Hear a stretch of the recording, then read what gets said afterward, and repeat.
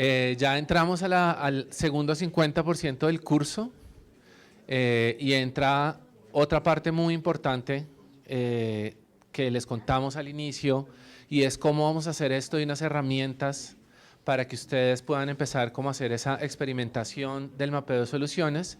Y para esa parte trajimos desde México al mapeador de soluciones de la Oficina de México, Jorge, no sé si lo alcanzan a ver ahí. Nos va a estar acompañando esta semana. Él obviamente está teletrabajando, pero la idea es que pues va a estar acá con nosotros. Dudas, comentarios, lo que se quieran acercar a Jorge, ahí está, pues porque él ya lleva haciendo el mapeo de soluciones un buen tiempo. Entonces, pues bienvenido Jorge, muchísimas gracias por estar con nosotros y te paso el micrófono para que des el saludo. No, pues muchísimas gracias por recibirme, estoy encantado de estar en Colombia. Ayer llegué y tuve oportunidad de ver un poquito, pero la verdad me emociona mucho que tantas personas de la Oficina País se hayan sumado al curso y bueno, lo que gusten, estaré aquí para dudas, preguntas, lo que necesiten. Gracias Jorge, welcome to another week in Colombia, Professor Gupta Namika, and the floor is yours. Good morning, everyone. All energized over the weekend? Yeah. So now we will start where we left. We'll start with group 3. Group 3 are they here? Yes. So we'll go ahead with the presentations, and today we'll be a little tight on the timing because we have only a few sessions left, and we want to answer all your questions that may arise. And we want you to speak more. This last week we spoke, and we were just unstoppable. This time, this week is for you, and for you to speak and maybe come up with your questions, with your dilemmas. We'll talk more about dilemmas today. What kind of moral dilemmas arises when we work with the community, when we search for the innovations, when we document their innovations. And then we will also learn today about how to establish novelty in the solution that you have found. So we start with group 3. Group 3, the floor is yours.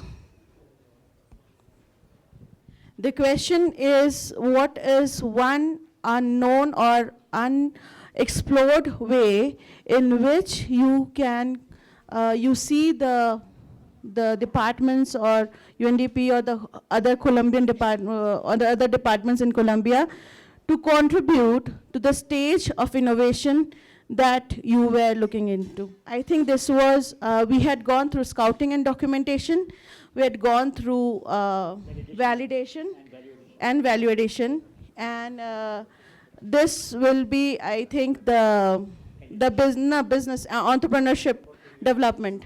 Is it? Opportunities, yes. Ok. Bueno, buenos días, colegas. Un gusto estar con ustedes.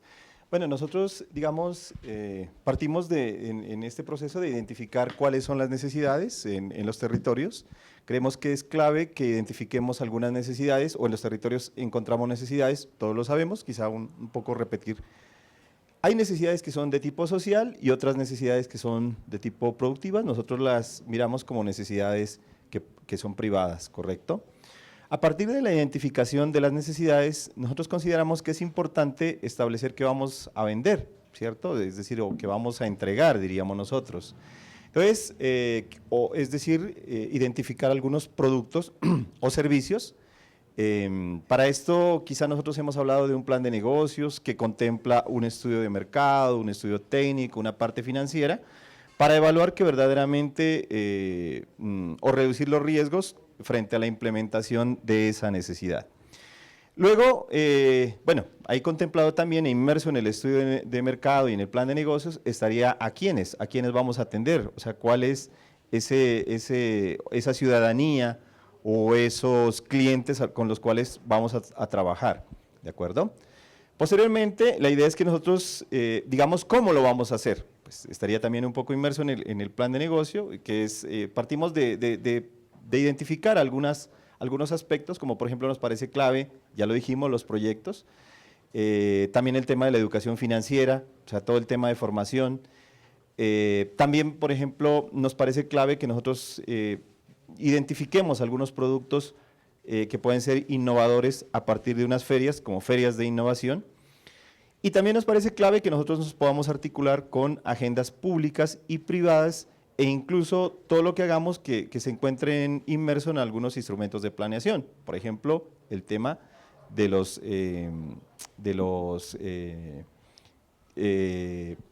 ¿cómo se llaman? Los planes de desarrollo, correcto, los planes de desarrollo, muchas gracias. Y los distintos esquemas o instrumentos de planeación, por ejemplo, el tema de los planes étnicos, entre otros, nos parece clave que podamos articularnos, ¿listo? También es clave para nosotros identificar algunos mecanismos de financiación. Sabemos, por ejemplo, en la India hay varios mecanismos de financiación supremamente interesantes. Y nos parece clave como identificar mecanismos de financiación en los presupuestos estatales, fondos privados también, el tema del sector financiero, identificar quién también puede apostarle a los productos o servicios que identifiquemos, ángeles inversionistas, el tema de la cooperación internacional o incluso los recursos propios, o quizá un asumo de todo lo que nosotros tenemos acá para poder definir el producto o servicio o poderlo construir e implementar el producto o servicio. Ahora bien, también nosotros tenemos que encontrar unos aliados, ¿cierto? Unos aliados con quienes podamos trabajar y en esto pues pudimos identificar los clústeres, cámaras de comercio, los clústeres que se encuentran en las cámaras de comercio, las mismas cámaras de comercio. Hay comités intergremiales, las universidades, nos parece clave integrarlas a todos estos procesos, las mismas empresas privadas y quizá nos hace falta aquí el gobierno. Entonces, eso sería como un poco el proceso para poder desarrollar productos o servicios en los territorios. No sé si los colegas quieran complementar. Si no, Yes. Thank you. So, our first dose of applause, and we will keep giving each other applauses as often as we can. One comment which I think one must appreciate in this group, in each group I am trying to find out one unique point. And one of the unique point in this group was contribution from the communities towards the financing of the opportunity. Now here there are two issues. One can ask for cash contribution, which is very difficult from the communities. They have to collect 100 or 1,000 pesos from each person, then put it together as a contribution. On the contrary, if you have in-kind contribution, I give you an example. We had a 100-hectare sheep and pasture project way back in 70s. And we realized the shepherds were very poor. In this case, in the Bakira case, they had goat. Can we take a goat as a shared capital? One goat from each person, each family. We had a solution from Africa As a where shared the capital. currency is Right. a So sheep or therefore, goat. we should not insist on cash contribution only. If we want community participation, then contribution in the form of goat, sheep, poultry birds or something, a bag of corn or whatever else, could also be considered as a contribution. Then it can become a grain bank, and then grain bank can be used to lend to poor people who have shortfall of food or otherwise. So this is a good point, that contribution from the community is important, but it can be in kind or cash. Thank you. And I think you mapped all the stakeholders who can help you in this step. Yes. Bueno, respecto a lo que dice el profesor Gupta, acá en Colombia es súper importante, pues al menos como por la experiencia que nosotros hemos tenido, el mapeo de esas fuentes de financiación de acuerdo como a lo que le interesa a las entidades, a las instituciones.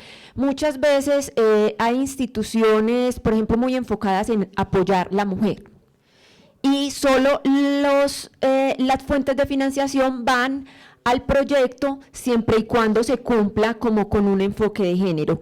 Hay otras entidades que dicen, no, vamos a apoyar en infraestructura comunitaria, por ejemplo, caminos o centros comunitarios, y es también darle el enfoque a esa solución para poder atraer recursos de acuerdo a lo que está como enfocado a la institución. Si dicen, no, es que solamente vamos a apoyar, por ejemplo, en proyectos agropecuarios, es allí como donde uno busca también que esa solución esté enmarcada en lo que el financiador también está buscando apoyar. The community can contribute in the form of labor also.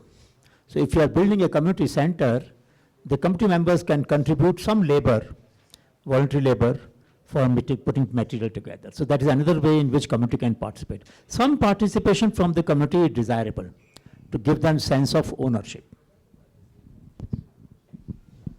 So, any more questions or comments on group 3? Then we move on to group 4, which I believe was the intellectual property group. Come on, both of you can do it.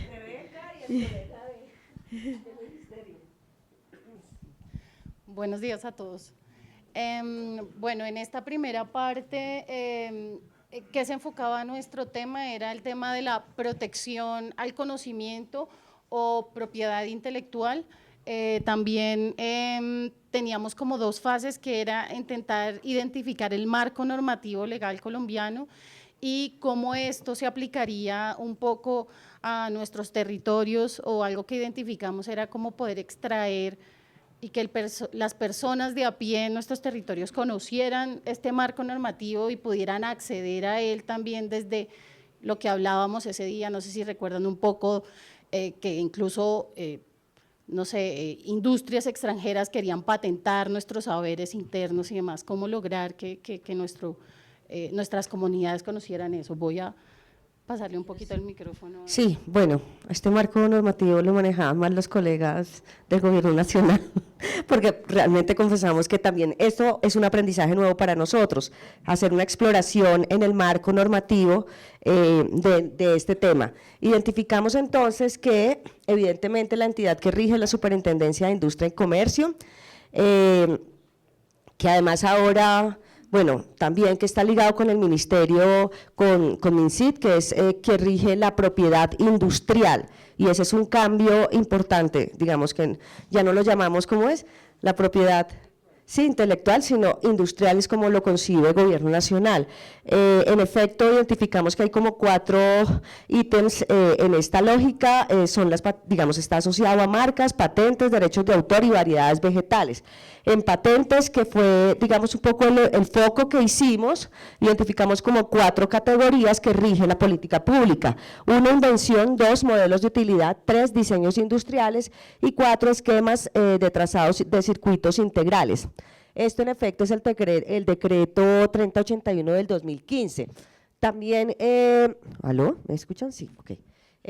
También identificamos que un marco normativo importante evidentemente es la Constitución de Colombia, es el artículo 61, e hicimos una exploración rápida en el Plan Nacional de Desarrollo vigente, e identificamos que en efecto había un artículo, que no lo pusimos acá, pero hay un artículo específico que dice que se hace un ajuste en la propiedad intelectual para fortalecer los derechos y el desarrollo de las industrias culturales. Digamos que no hicimos mucho zoom ahí, que nos hubiera encantado porque teníamos que construir la estrategia, pero eso nos pareció importante. Ahora la estrategia.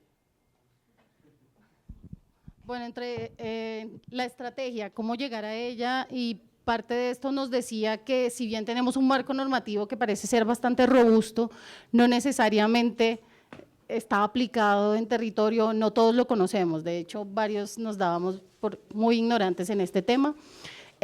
¿Cómo lo planteamos? Planteamos como algo en doble vía, ¿no? Algo que pudiese subir desde las grandes instituciones gubernamentales o privadas y bajar al territorio con este conocimiento, y en la otra vía, que desde las necesidades pudieran ellos también jalonar la solicitud de estas leyes, de este marco normativo. Entonces, lo primero que planteamos era: queremos cerrar brechas digamos, es importante también hablar un poco de brechas tecnológicas. La tecnología en los territorios puede ser muy básica, pero existe, y para eso queremos como nuestro colaborador primordial, que sería quien aplicaría varios de estas normativas en el territorio, a las cámaras de comercio regionales. Ellos llevarían un poco el conocimiento de estas normativas a través de alianzas y plataformas multisectoriales, factoriales, con el propósito de catalizar eso a nivel local, ¿sí? El conocimiento a nivel local. También algunas alianzas, esto sí nos parece importante, una de las organizaciones que más llega al territorio colombiano es el SENA, y a través de la academia, evidentemente, quienes son los que también manejan mucho de este tema de patentes y conocimiento.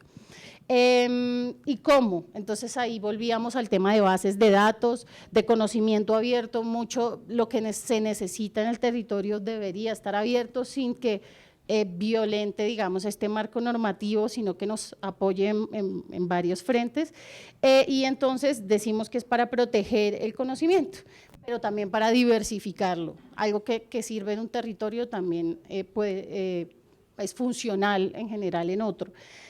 Y finalmente, queremos que el Estado apoye esa gestión de patentes en las comunidades. Entonces, a través de… ¿esto qué? De asociaciones comunitarias y privadas. Esa sería la forma también en que el Estado puede extraer, digamos, esa información de territorio. ¿Preguntas? Gracias.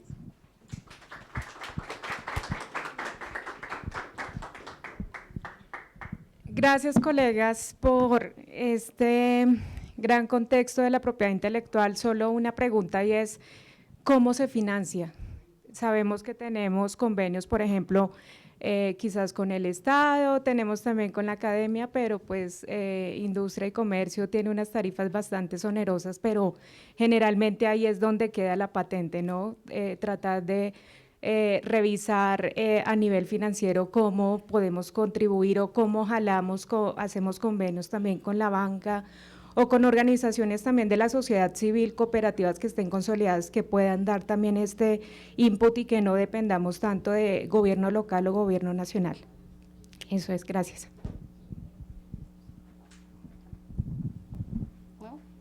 No, pues sabemos que es un tema, digamos, muy importante. De hecho, lo que en algún momento discutimos era que, en efecto, nosotros podíamos establecer convenios o alianzas tripartitas entre, sí, gobiernos locales, digamos, pero en efecto tienen muchas limitaciones de presupuesto, habría que tener también una alianza con el gobierno nacional, y en este caso, por ejemplo, si es para privados, para pequeños emprendimientos o para estas iniciativas, con la Cámara de Comercio. En muchas localidades o en muchas regiones tenemos alianzas ya establecidas con cámaras de comercios. Y lo segundo es vía el SENA, que aunque no lo conocemos a profundidad, pero entendemos que no tiene esa gran fortaleza y tiene muchas debilidades, eventualmente poder hacer, digamos, transferencia también, mejor dicho, alianzas con el gobierno nacional para que fortalezca esas capacidades en el SENA. Pero evidentemente no es tan fácil, y esa es el gran desafío. De hecho, nuestro colega del ministerio nos contaba cuánto costaba una patente, y eso es una cosa, pues, gigantesca. O sea, no hay solución, pero… Sí, yo veo que el grupo tuvo como una inclinación a la propiedad industrial, pero también hay propiedad intelectual de las comunidades, sobre todo los pueblos originarios, que lo rige el convenio 169 de la OIT y el convenio de la biodiversidad. Entonces, creo que es muy importante también reconocer y entender que hay protección de la propiedad intelectual. Incluso nosotros…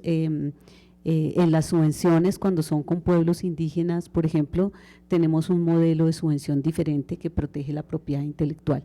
Entonces, creo que en ese tema donde hay desarrollos importantes de conocimiento tradicional, es clave que nosotros lo tengamos claro.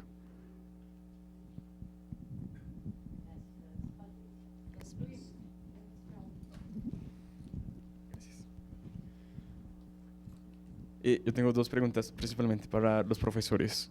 Quisiera preguntar, en India, ¿cómo se maneja este tema de patentes? Porque sé que la cantidad de invenciones, procesos, productos, servicios son gigantes, pero sé que, así como nosotros acá, una patente puede tomar meses o años, el pago siquiera del año es muy alto y si no pagas, pues se libera este conocimiento. Si no estoy mal, el proceso de patentes desde hace más de 2 siglos es casi lo mismo y tenemos nosotros al menos, si estamos en una circunscripción con Estados Unidos y paralelo hay otras partes del mundo que no la siguen. Me preguntaba, ¿cómo se podría utilizar la tecnología que tenemos ahorita a comparación de hace 200 años en este proceso que al parecer se ha quedado estancado? ¿Y cómo lo están haciendo en India para no tener que pagar una millonada en donde cualquier ingreso se le va a una persona que no le interesa el proceso, sino que solo tiene como el control de este tipo de conocimiento?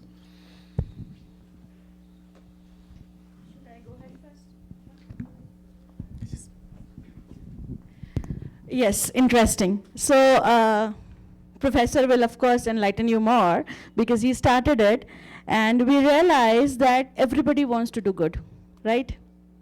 So, why do we think that the patent attorneys will not help us? All the patent attorneys till now have worked pro bono for us. They have not taken fee from us. Now, and in India, we have something called the Traditional Knowledge Digital Library, where we have put all the traditional knowledge that has been documented over centuries and years. Like Ayurveda is a 5,000-year-old book of like Charak Samhita, and there are other books. So now we know that whatever has been documented is there in a place, and the patent, whenever the case is on the court, they can have a look if this is new or not, and whether we are infringing upon the community's rights. So, and I think you will also have some books, some written literature somewhere, and as the previous group has also mentioned, the database is important. In that, you kind of, you remember you read about transaction cost?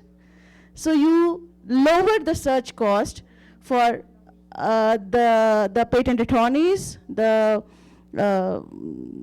person who will give you the patent, and also the innovators. If they, in our country, they are selectively accessible, which should soon be available to everybody, but still, I mean, somebody can have a reference. Second thing, we also have special schemes where you can recover part of the fee. So the startups get a discounted rate, like a 50% discount rate on the government fee. So first, we are not paying to the attorney, which is a hefty amount. Generally, the government fees are much lesser. Second thing is, when we are talking about other patent regimes, patent is a sovereign right. Your country gives you the right. And in case you want to operate in other countries, then you will file a patent in their country. But once you publish a data, like once a provisional patent or like a patent is taken in, it will be published. Once it is published, you always have a right to counteract somebody who is trying to infringe upon your patent, right? And I think now Professor will. We will discuss this in detail in the next class, but there are 3 things that we should remember, which is important for today's discussion, which Anamika will have after the session, after the presentation. One, that poor people are rich in knowledge. And there is no reason why state, private sector, or individuals should take away this knowledge without reciprocity. This was the reason why Honeybee Network was started 35 years ago. Many scholars from public sector and private universities go to the communities, document their knowledge, write research papers, reports, publish them. They become the author of the paper, not the communities. This is unfair, isn't it? So it is not just that the market exploits, the intellectuals, the scholars, the students, the professors, they also exploit the knowledge of the communities. So we have to realize that the task of protecting intellectual property right is not only for the private sector or state, but for intellectuals, developmental agencies, NGOs, civil society. All of us have to play a role in protecting. That is one. Number two, the intellectual property right had many instruments, as the group mentioned: trade secret, geographical indication, trademark, patent, plant variety protection, integrated circuit, design protection, etc. Each one of them, in combination with other, can provide protection. So no one instrument will always be or will ever be sufficient. Coca-Cola has maintained its intellectual property right through trade secret. The formula of Coca-Cola is secret even today. Life of the patent is 20 years, but Coca-Cola formula is protected for indefinite period. The only protection in trade secret is unauthorized access to my formula. Against that, law provides me protection. Otherwise, if I independently discover Coca-Cola formula, nobody can punish me or nobody can stop me. The third point, which is important here, is how do we provide this protection? One point Anamika mentioned, 2 points she mentioned. One, the pro bono help of the attorneys. Second, concessional rate. Third point, which we practiced in the case of GYAN and National Innovation Foundation, we used money from Department of Science and Technology. Public money grant from Science and Technology Ministry was used to create private rights of the grassroots innovators. Public money used to create private rights. And it is therefore important to realize that communities are not expected to have enough money to protect their right. Lastly, we should remember, the protection of the right is not to jeopardize or to stifle people to people, community to community learning. For millennia, people have learned from each other how knowledge is used. The problem is that those who are generous, who are kind and open in sharing their knowledge, remain poor. Those who are stingy, who are miserly, become rich. That is the unfortunate part. So when we discuss prior informed consent today, our intention is very paradoxical. On one hand, we want the rights of the people to be protected. On the other hand, we don't want rights of the people to learn from each other to be stifled. So we will see how to marry this in the next session, how to protect the right for corporations not to take it. But for communities, they can learn. So for community to community learning, in our country, what we said, knowledge is open source. But for companies, because we have filed patent, they cannot take it without reciprocity, without license fee, without royalty. So we will have to develop models suitable for our culture, for our country. One of the small point that group mentioned about cultural industry. This is very important. On your textile, on your clothes, on your jackets, you find designs, patterns, which are borrowed from the communities. And no acknowledgement is made, no concession is given, no reciprocity is given. I think as a consumer, as a part of consumer association, as a part of civil society, we should oppose this tendency of the designers and the textile people and the other institutions in the country, public and private, which take away the designs of the local communities without reciprocity. So there must be a national register of designs, of patterns, geometrical patterns that you see on their artifacts. Even in the Gold Museum, you find beautiful patterns, isn't it? These patterns our society has invented 10,000 years ago. At least acknowledge the community from whose pattern you are using, and contribute some amount in the fund for the community development. If you are generating private profit from an ancient design, then please, let there be norm. We should trigger a debate in our country, in our region. We should trigger a debate that anybody who uses even an ancient design of a traditional community must contribute some part of their profit to the conservation of creativity and design innovations of the community. So that communities have not only one set of design, they have not stopped inventing. New designs are being invented. You see on the roadside, there are bracelets or beads, small, small beads, isn't it? Many indigenous community people we saw on the roadside yesterday. They are making beautiful necklaces and bracelets. They need support. They're on the road. They're on the street. They need support for their designs. Anybody can copy the design? No.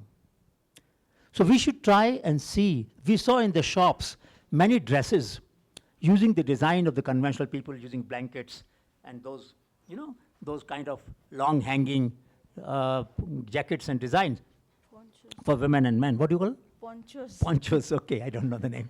Ponchos. Now, that designer must contribute some part of their profit for the community betterment. So I think we have to trigger this debate. Because we don't have current institutional mechanism does not mean we should not have. In our country, we have tried to create it. No country in the world already has such mechanism, but we have to create them. In our countries, we have to create such mechanism, and government in our country has been very cooperative, very supportive. I'm sure in Colombia also, if we trigger a debate on this subject, or Mexico for that matter, we will find support for this. Thank you. It's really complex. I mean, the protection or paying the communities the money for their designs is really, really complex. I mean, there's been debate on the side of, especially on cloth design, that they copy and they don't pay anyone, and there's like this cultural appropriation from the indigenous communities. But it's somehow, I'm gonna say like a biased kind of comment just for the debate, but government protects more the entrepreneur with the clothes than the communities, because it's very difficult, as it's something from a group. It could be difficult to then give them or the patent or the recognition, or sometimes people recognize like this is inspired on the work of this specific community, but that's it. And these communities that you see on the side, but of course, they're asking for money. I mean, they're starving. It's also really complex, because it's at some point you also create like a barrier in your head not to give money in the street, because it also becomes a little bit a security problem, not from them, but from someone that sees you giving money. So it's kind of we create this barrier sometimes on not stopping in that point and continue forward, not because we are not understanding or valuing the work being done, but because it's like a barrier we create in our head. There are many instruments which we can generate for recognizing the creativity of the community. Next class, we will share a benefit sharing formula. In this class only. In this class? Oh, you have that, okay. So we will discuss, for example, we gave 3 checks to an individual. One, for a traditional healer's contribution of knowledge. Second, for conservation of nature. Third, for creating a community good, a community center or a library in the school or college, like that, which are public, which are community goods, which are not private good. It is the experiment that we have to do, where we have to encourage the children of these creative people to go to the design school. We have got one institute in Delhi, International Institute of Information Technology and Design, IITD, which gives 10% concession in the marks to the innovators who have got national recognition for admission to the college. So if the children of the creative industry people can be given concession for admission to the design school, that would be a contribution, isn't it? Because they have shared their design, we give as a mark of our reciprocity a concession, because they may not be as good in studies or getting as high marks as people in Bogota can get. Bogota people have tuitions, they have libraries, they have parents who are educated, so obviously their children will get more marks. But children of the creative communities in the territories may not get good marks. Can we give them concessional admission in design school? That can be one way. So I'm not saying we should think of only money as a way of recognizing their right. There can be material and non-material instruments for individual and collective. We discussed that previous class. Material, non-material, individual, collective. There are 4 kinds of incentives that we can create. A portfolio of incentive, not one incentive. Portfolio of material, non-material, individual, collective, so that a bundle of incentives will be given, because we want this industry to grow. We don't want people to stop creating new designs. They have a long tradition of creating new designs, and that has not been exhausted. We should not think all the designs that were to be invented by the people in the territories have been done. No, this process is continuing. It's a dynamic process. They incorporate new materials. The beads that they are using today were not there 5,000 years ago. They were using shells. They were using seashells, isn't it? They were making necklaces from seashells. Now the beads have come, plastic beads have come. They're using them. That means this is a system, dynamic system. Designs are there, material is new. Old design, new material. And sometimes they can have new applications also. So my request is that let us keep this issue open, that yes, it is difficult. Yes, it is complex. But this is a problem we have to solve if we want to give incentives. Before, just an addition to his comment, a hack is to give, like when you prepare budget, you can budget the intellectual property, the patent money or fee in the grant proposal itself, because that's what we do often, sometimes.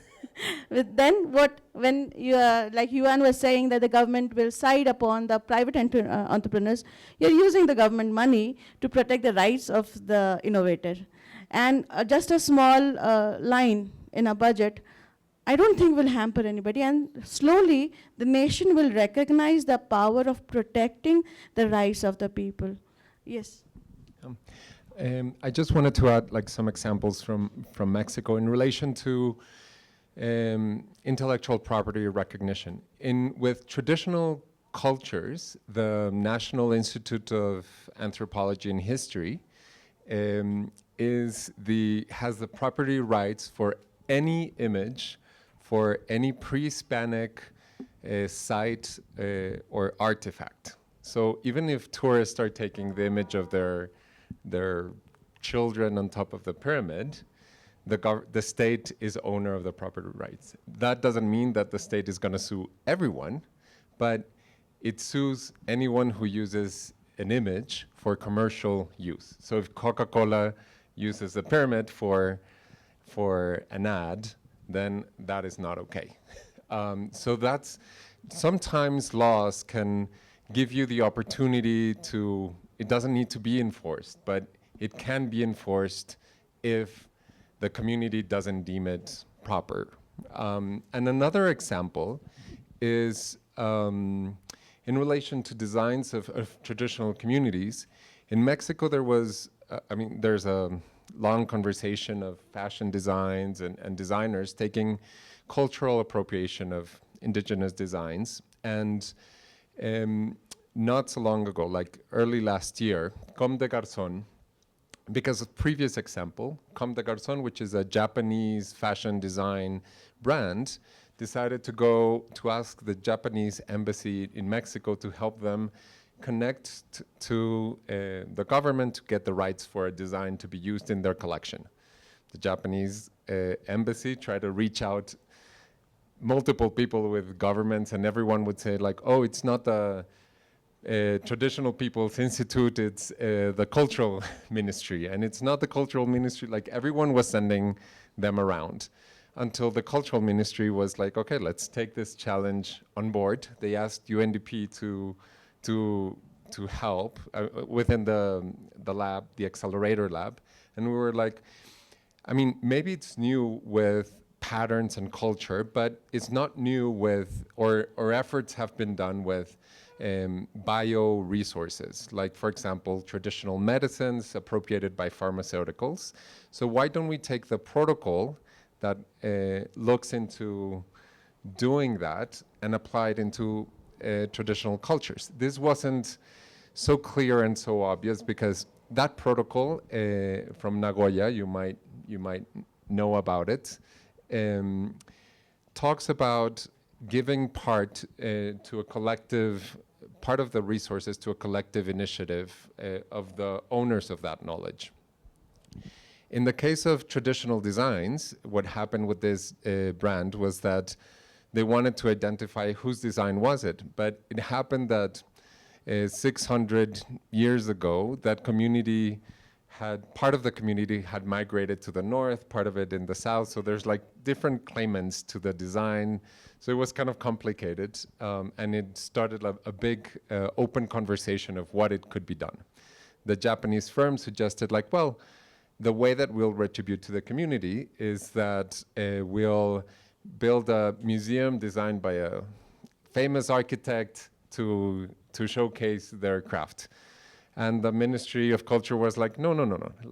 Let's talk to the communities and see what they want, and have them involved not only in defining what they want, but also in that how your collection is going to be presented is going to showcase the work and refer to the knowledge and the communities that produce this.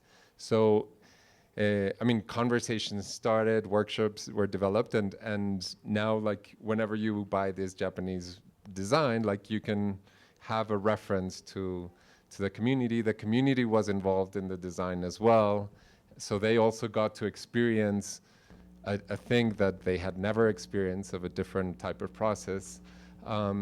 It is not established yet by law, like it's in the works, but some other ways of establishing communication, conversation, transparency also can be interesting. Yes, very good example. Anyone else? Yes.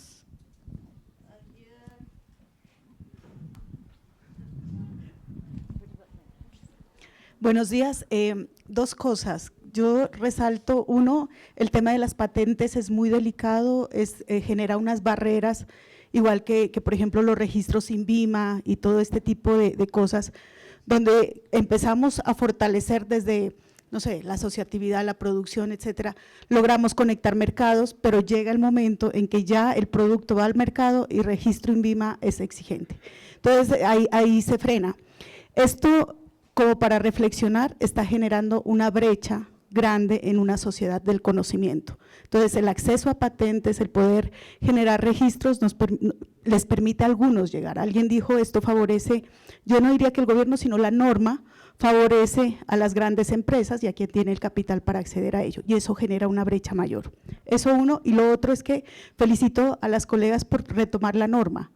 Y Colombia es un país lleno de normas, de leyes muy bien hechas, muy bien escritas, pensadas en para todos, cómo lograr favorecer a la mayoría posible. Ese es como el principio de la norma colombiana.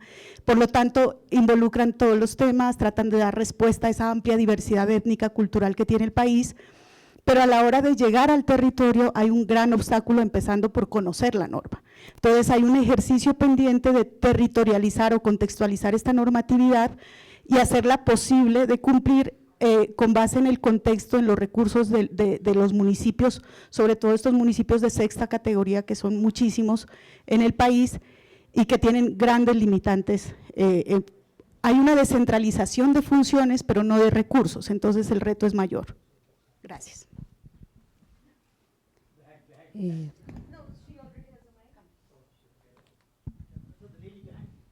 Yeah, she has a mic?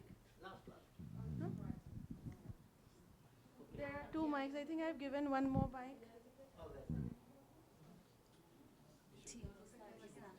Yeah?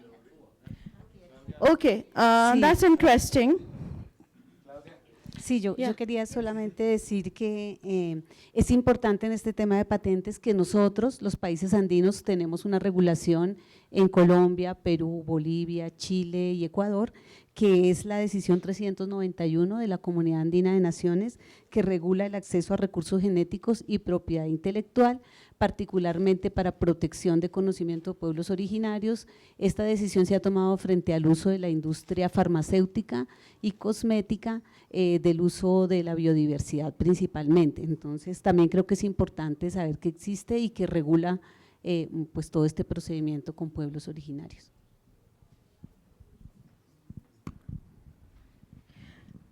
Great. So, so we can all agree that while we want to have protection of our indigenous culture or our own intellectual property, we also do not want to debar others who can earn their livelihoods from them, right? So we saw from Jorge's example of how they have been able to get into a settlement. I'll just briefly mention about a culture in Nagaland. It's in the northeast part of India. We share the border with Myanmar there. So each village, the community on their own, have turned a house into a museum. So the house tells the history of the village. And maybe this is something which we can start, we can tell the community that there is a way in which they can preserve their culture, and this later may become a reference point as well. All we need to do is start it somewhere.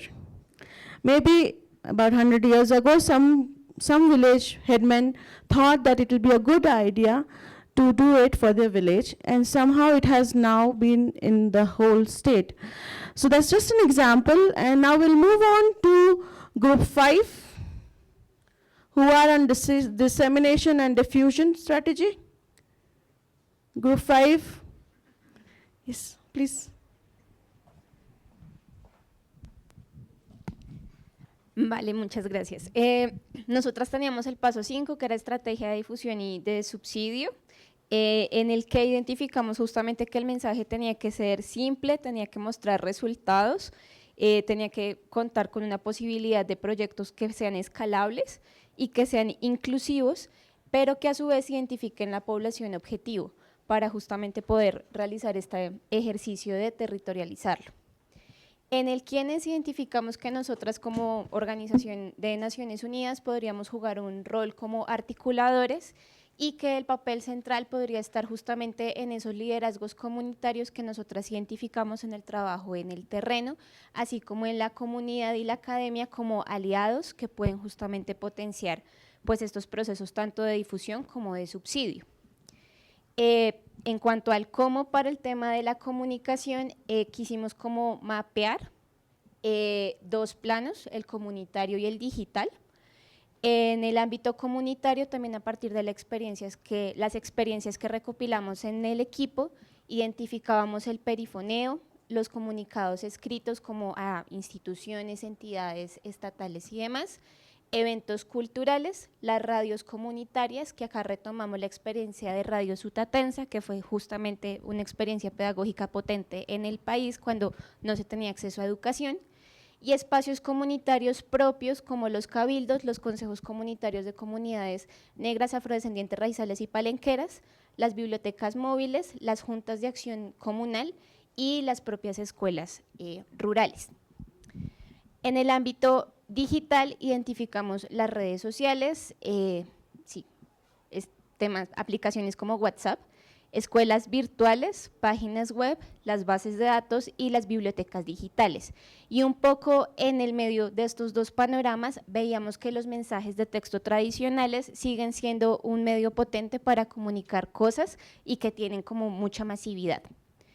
Frente al cuándo, pensábamos que estas estrategias tienen que ser transversales a todo el proceso, justamente tienen que comunicarse cuando se está rastreando la iniciativa, durante su implementación, y el hecho de que sea transversal también facilita el monitoreo para mejorar las cosas pues, que vemos que hay que ir modificando.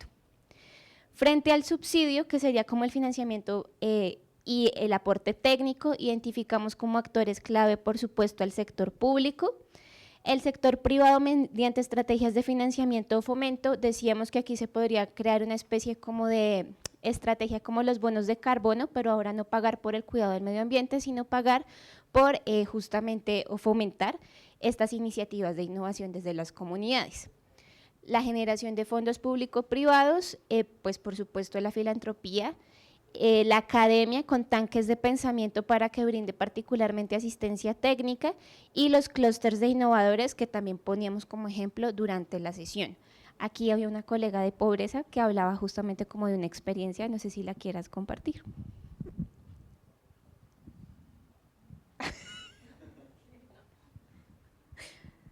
Sí.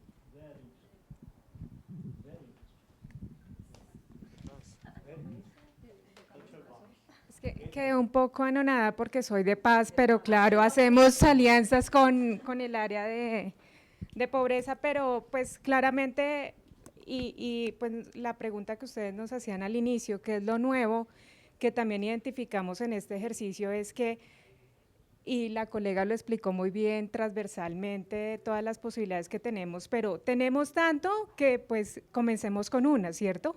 Porque al tener tanto también nos hemos quedado como dispersos y a veces no lo abordamos de una mejor manera y tampoco hemos, creo que, establecido en el mayor de los casos un espacio donde nos sentamos con las comunidades, las escuchamos y conocemos también sus saberes tradicionales. Nuestros ejemplos claros con proyectos productivos que tenemos, claramente también hemos trabajado desde la base y desde lo digital y desde las redes sociales, pero creo que nos hace falta adentrarnos a cada caso particular para poder identificar cuál es ese canal de comercialización más conveniente para los proyectos pues, que ya florecieron o están establecidos y también para tenerlo como, como un resultado y como una base de aprendizaje para los nuevos proyectos que vienen.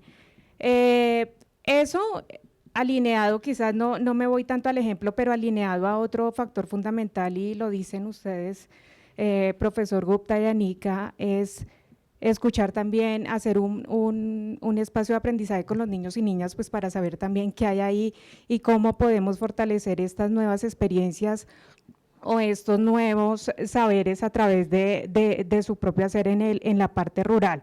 Yo creo que ese es uno de los puntos más fundamentales, no me voy a extender más, pero más allá del ejemplo es, tenemos mucho, pero empecemos a aterrizar uno por uno a partir de un ejercicio directamente de diálogo con cada una de estas comunidades para identificar cuál es ese canal más asertivo para hacerlo, para materializarlo. Gracias.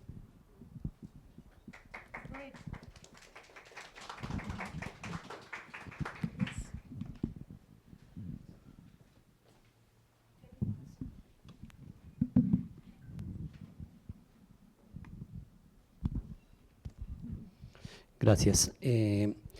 Me voy a referir al anterior punto 4 que tiene que ver con el quinto de la difusión. Por eso no opiné antes porque lo conecto. Ahorita actualmente está abierta la convocatoria de investigación y tecnología CENNOVA del SENA. En 2022, viendo el informe, están en estudio, están en desarrollo 2 patentes. Entonces quizás recursos y fuentes de financiamiento sí existen desde diferentes fuentes privadas y desde el Estado. La situación es que ahí sí voy con el paso 5, yo no sé en qué parte está el corte de la estrategia de difusión de que eso llegue a las comunidades, y eso no sucede de que a veces, les decía yo la semana pasada, hay demasiado conocimiento, demasiada conciencia, pero no llega a las comunidades, y cuando la ciencia y el conocimiento no se aplica, no se libera, pues no es la misma la utilidad frente a la inversión que se hace. Entonces, ahí en ese punto quinto sí, tocaría ver cómo desde la misma cooperación, los mismos colegas de doctorado y postdoctorado, cómo acercamos todos estos conocimientos a las comunidades, porque se forma a veces una brecha en donde la persona que tiene la formación está ahí arriba, en la parte alta, y las comunidades abajo, pero bien abajo. Entonces yo creo que por ahí es donde está, porque recursos hay en esta convocatoria 2023 de CENNOVA, SENA, hay unos recursos importantes, altísimos, para temas de investigación, desarrollo de patentes, etcétera, etcétera. Muchas gracias.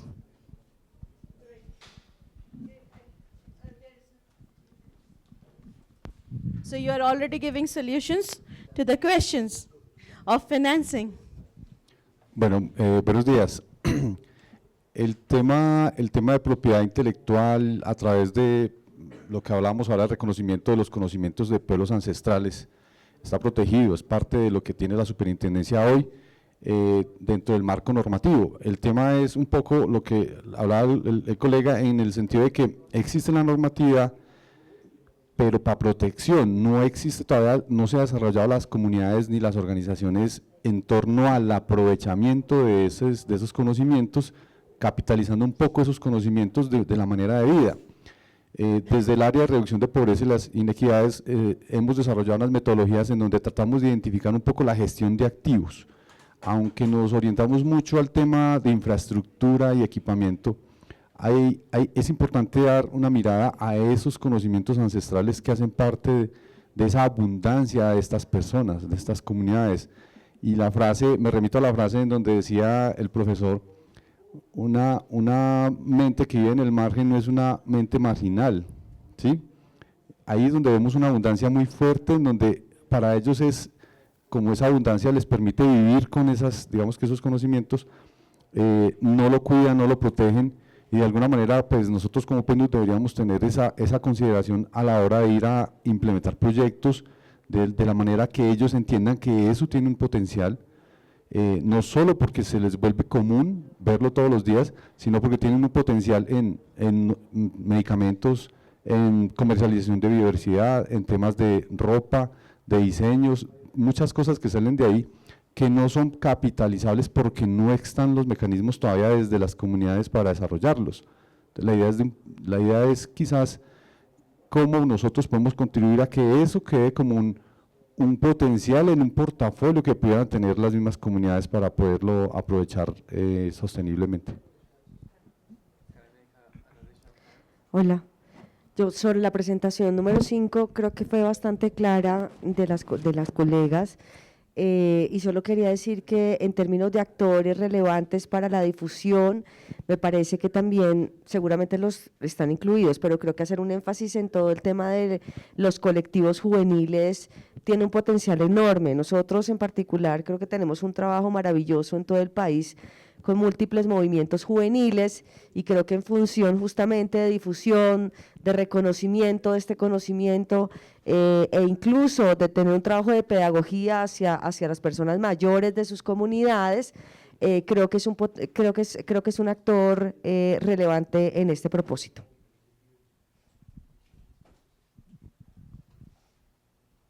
I'm going to make this in Spanish. Hay un punto importante de todo esto y es saber que nos afrontamos a un estado de complejidad. Es decir, no hay algo que ellos nos puedan decir que lo podamos apropiar, es un camino de hecho que los laboratorios están buscando encontrar qué es lo apropiado, que muchas veces y subimos un poco la mirada más allá de una creación está en los territorios mismos, y es algo que al día de hoy ha sido muy complejo en La Guajira, porque inclusive con torres eólicas ellos consideran que estamos llegando allá a un negocio extractivista, el aire, ¿no? O sea, no es algo que estemos sacando como el petróleo o la tierra, ellos consideran que las torres eólicas es una cultura extractivista. Si uno mira acá los proyectos que se generan desde la oficina, el potencial que hay, la proyección que hay, energías limpias, el país tendría un reconocimiento impresionante porque lo que se genera en La Guajira serviría para alimentar la electricidad del país.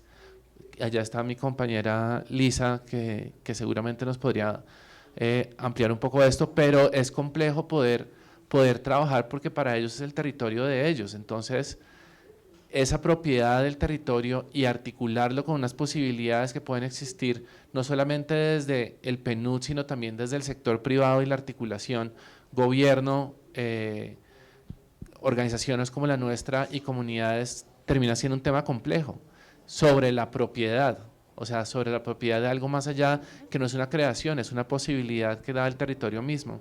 Entonces también hay unos escenarios muy complejos que creo que la oportunidad es nosotros, con las capacidades y posibilidades que existe en Colombia, qué es lo que podemos aportar, y en eso estamos en este momento con las colegas de gobernabilidad desde el laboratorio y la representación, armando todo este proyecto de portafolio en Guajira, y creo que ahí es un buen lugar para ver cuáles son las posibles soluciones. No sé, Elisa, si quieras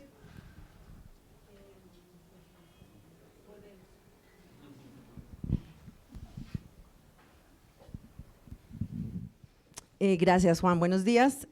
También voy a contestar en español porque inclusive en español es difícil. Yo creo que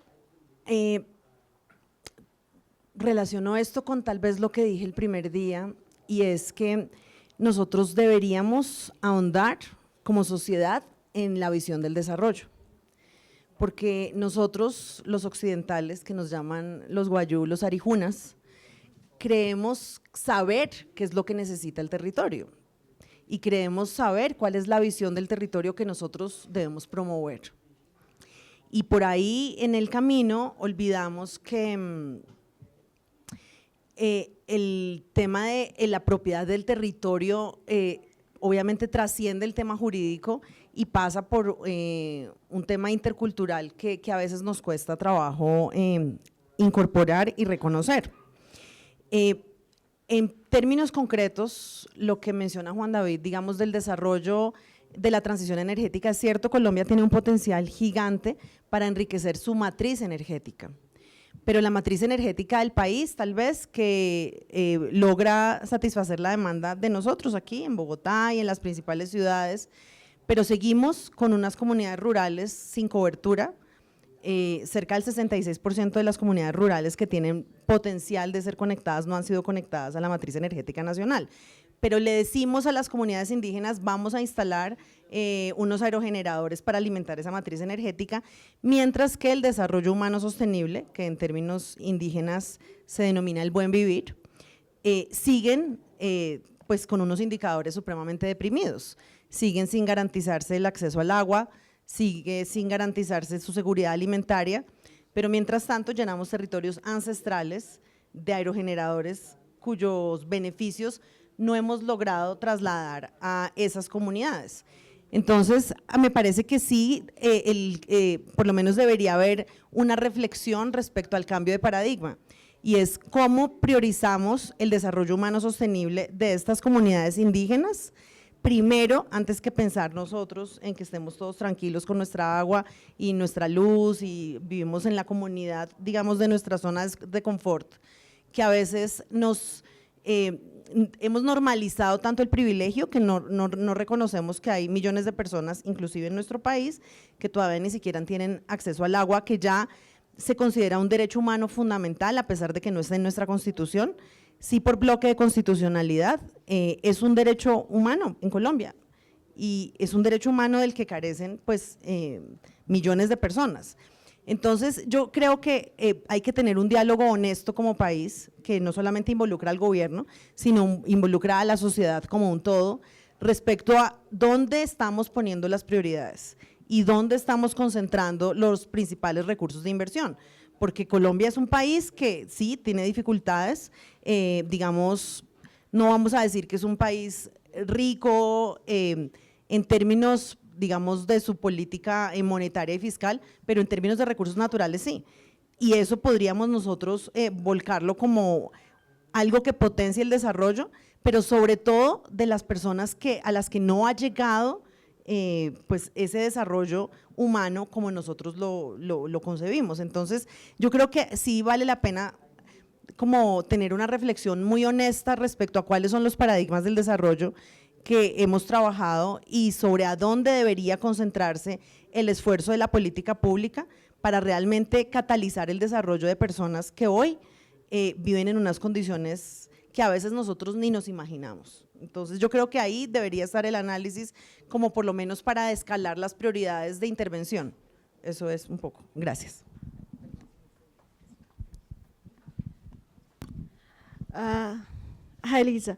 So I will just give you one example that we saw in the community in Malawi and how they actually make the beneficiaries have a vision of development that they have.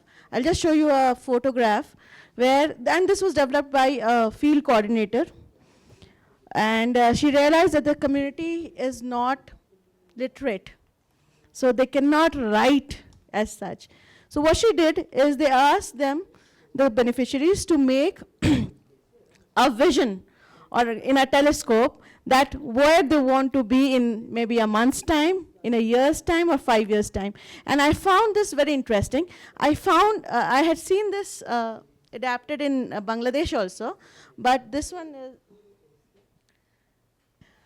so I'll show you in a while. Thanks to the technical glitches, you can talk to the person next to you about the, about the discussion in the class. The next topic that we will come into is something that bothers us. When we, as development professionals, go to the field and we are subjected to dilemmas. And what are ethical dilemmas actually? If I had to define it, I would define it as when my inner self or my inner principles do not agree with what I have to do, isn't it? We all want to have just one personality who can just go, like Anamika can go and be Anamika and work with the community. But my profession has certain rules, certain norms, and I have to be abided by that. Then there is a conflict between the professional Anamika and the personal Anamika. And I think each one of us, when we work with the community, we kind of have to deal with such dilemmas. I think I will start with any of the dilemmas that you have faced while working in the community. Any dilemma, because you see, when we are entrusted with a task in a domain, in a territory, we have to be, we try to be, as much as we try to be inclusive, fair, and just, sometimes we are not able to do it. Any of the difficult situations that you have faced in the field? We'd like to start with that. Yes.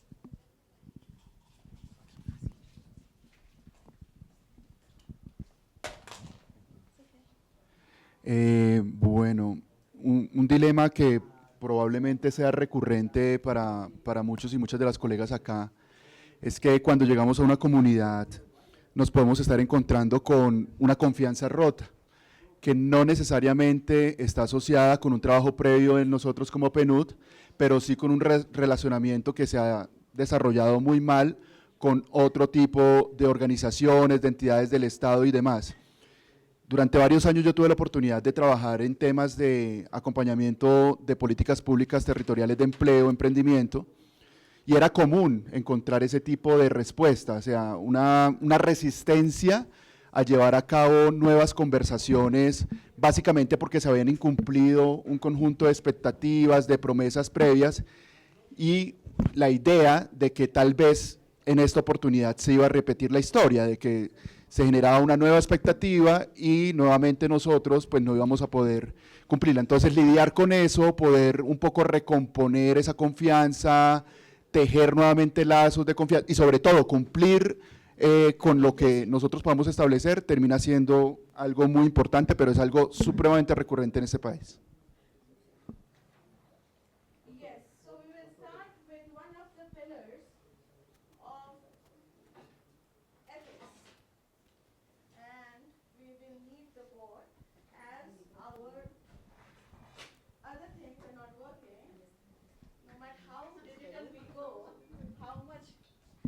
Sorry, no matter how much digital we go, we will still need the board and the pen. So let us start here.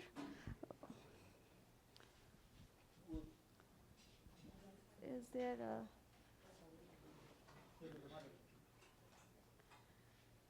Yeah, thank you.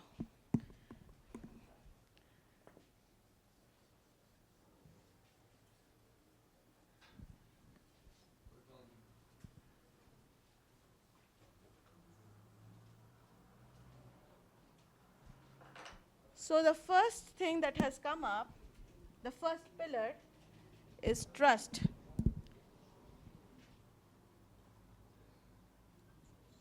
Trust is an obvious thing, isn't it? Why should somebody question our intention? One, as he mentioned, is experience, past experience, right? Where maybe they did not have a very good experience working with such an agency. What else? What else would influence the trust the community has with us, on us? Yeah? Oppression. That is again a part of past experience.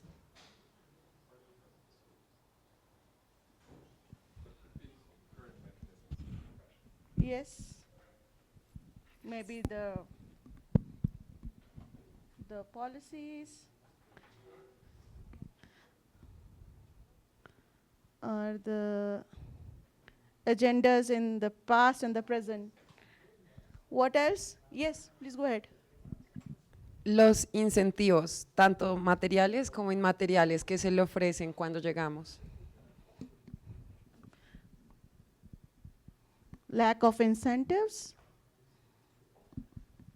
both material and non-material. El propósito y la alineación que tenga con el plan de vida. El propósito de la acción.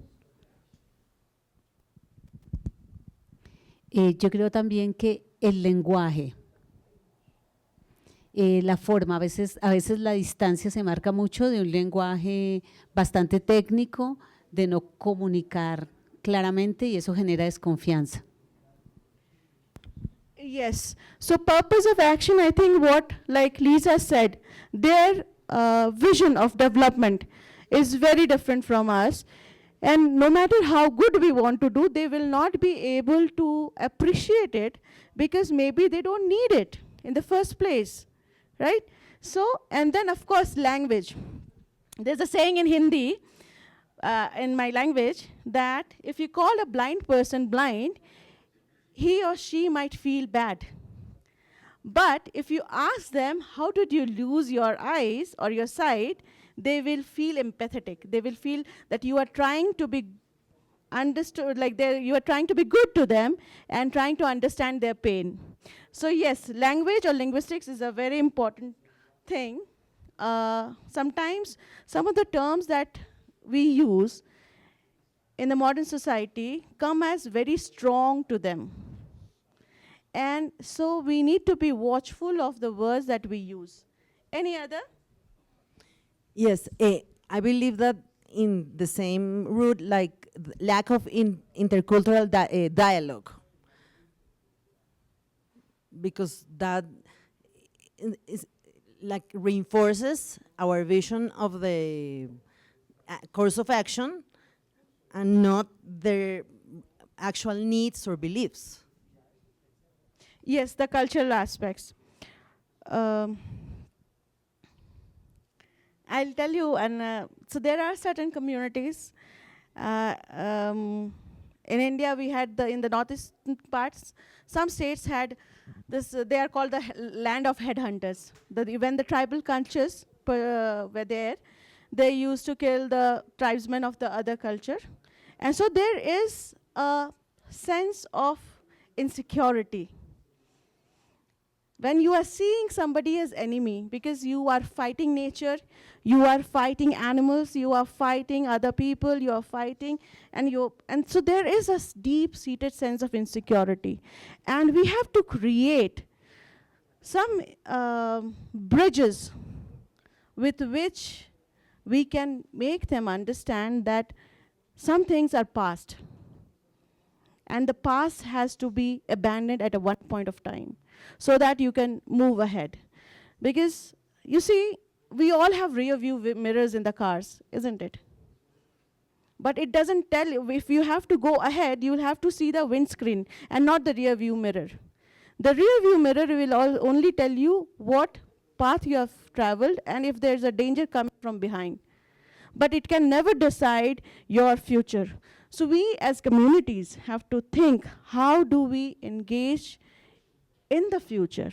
And that is something that maybe together with the community, the development organizations and people will have to decide how to move forward. What else? Yes, go ahead. Lo decía el profesor en la semana pasada. Lo clave es, en mi parte, yo le agrego el respeto a las comunidades, el respeto total cuando uno llega. Uno no tiene la última palabra. Y eso es construir sobre lo construido y construir colectivamente. Entonces, se va a hacer alguna instalación de algún centro comunitario, algo así, por ejemplo. Seguramente, pues se llega ya cuando uno va con la intención del proyecto que formuló para eso. Pero no es lo mismo llegar uno y decir, mire, no, es que yo creo que aquí es el centro comunitario, por esto que construir colectivamente con ellos, se gana más el respeto de ellos, el trabajo colectivo, y se construye sobre el construido. Por mucho que esté de pronto atrasada la comunidad, hay cosas que son muy buenas que podemos retomar nosotros como personas que llegamos. Gracias. Yes, so leverage good examples. Now, I have one question. Is trust and respect, the lack of trust and respect is from the community only, or it is from us also? Isn't it? It works mutually. Yes. Bueno, respecto a este tema y de la confianza y el respeto, yo quisiera contarles una experiencia que, por sencilla que parezca, pues generó mucho impacto en comunidades. En el Bajo Cauca hay comunidades indígenas zenú, comunidades afro, hay varios consejos comunitarios, y recuerdo una de nuestras colegas mencionaba, o sea, el espacio inicial era como ese paso de la socialización del proyecto, pero las palabras, incluso ahorita yo creo que hablamos un poco como de la metodología que utilizamos, las palabras que utilizaba la colega encargada como de este espacio era: venimos a tocar la puerta, estamos tocando la puerta, y se mencionaba varias veces, y aunque era un espacio donde pues yo creo que se da de la misma forma en todas las instituciones que llegan, cuentan lo que se va a hacer, era un espacio inicial solo como de acercamiento a esa comunidad. Esa frase de que estamos tocando su puerta, ustedes son quienes tienen la decisión de abrirnos esa puerta, y esa frase durante todo el proyecto, incluso el impacto que se documentó para el aliado y todo eso, tenía mucha relevancia ese tocar su puerta. Y las mismas comunidades, al contar los resultados del proyecto desde su sentir, o sea, las voces del territorio, siempre mencionaron tocar la puerta, y eso generó mucho impacto, y es algo que uno no piensa, pero fue el respeto. O sea, ellos decidían si nos abrían la puerta y cómo iba a comenzar pues ese diálogo después de tocar su puerta.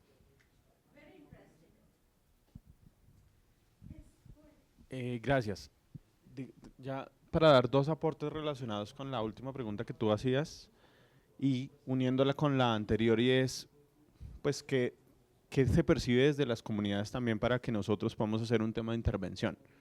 Yo creo que aunque puede sonar y parecer difícil para el PNUD, creo que es importante una posición, es decir, sentar una posición frente a algún sector en específico que no está ligado a lo político, no está ligado a un tema de ideología. Claramente nosotros somos neutrales en términos del trabajo que hacemos, pero lo quiero acotar con un ejemplo como lo hacía el colega que hablaba de empleo, y es con el tema del sector minero extractivo en Colombia. A veces hay como una prevención frente a trabajar con ese tipo de sectores, y creo que nosotros ahí al contrario deberíamos acompañar el sector. Es decir, si bien no compartimos muchas de las prácticas que se desarrollan en el sector, creo que estamos alejándonos de un proceso que hoy nos pide que sí estemos. 1, transición energética; 2, cambio climático, que es más a nivel mundial; la descarbonización, y creo que un mensaje clave del PNUD desde las comunidades sería esta es la posición del PNUD, y la posición del PNUD puede ayudar a que esa transición en términos de lo que las comunidades requieren se pueda dar, y no estar como el juez que no puede opinar en un partido, porque seguro es el suplente, entonces él puede pensar que fue falta o no, pero si no está jugando, pues obviamente no va a tomar decisión. Entonces creo que sí es una posición importante que hay que tener en cuenta, sobre todo porque ahí se genera algo, y es credibilidad.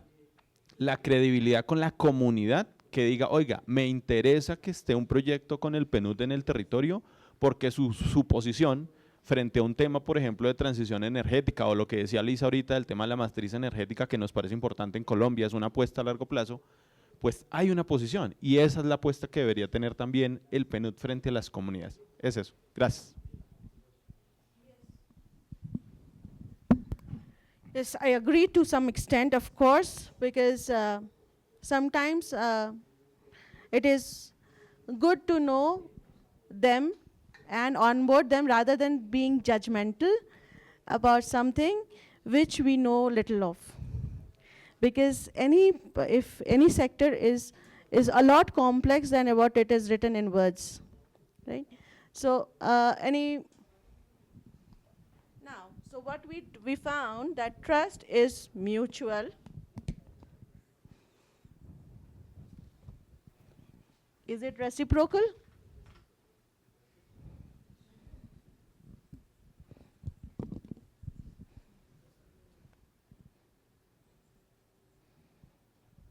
Is it absolute?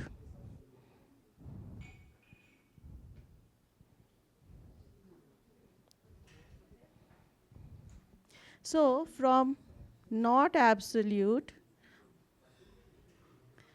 to absolute, where whenever you go to the community, they know that your intention is clear. Like for example, one day when Professor was saying that we have several ways of scouting innovations and we should invite innovators and have a small lunch with them. And we realize that most of the innovators now come to us themselves. And they trust us with their innovations or knowledge because they know that we are not going to take advantage of that. We are not going to exploit them. And maybe through the years that my colleagues have put behind, we have been able to build that trust, the absolute trust. So whenever even a different agency, a government agency or a private entity wants to talk to them, they will first call us, verify that if they should go ahead. And so it is how we transition from where something which is a little dicey, where it's little ambiguous, to something absolute, abstract to absolute.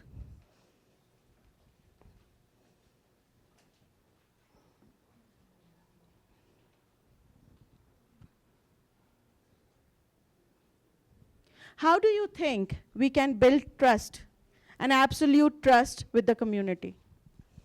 You can give examples from the domains, the territories that you have worked, and how UNDP has been able to earn the credibility with the community, so much so that the community are in sync with your vision.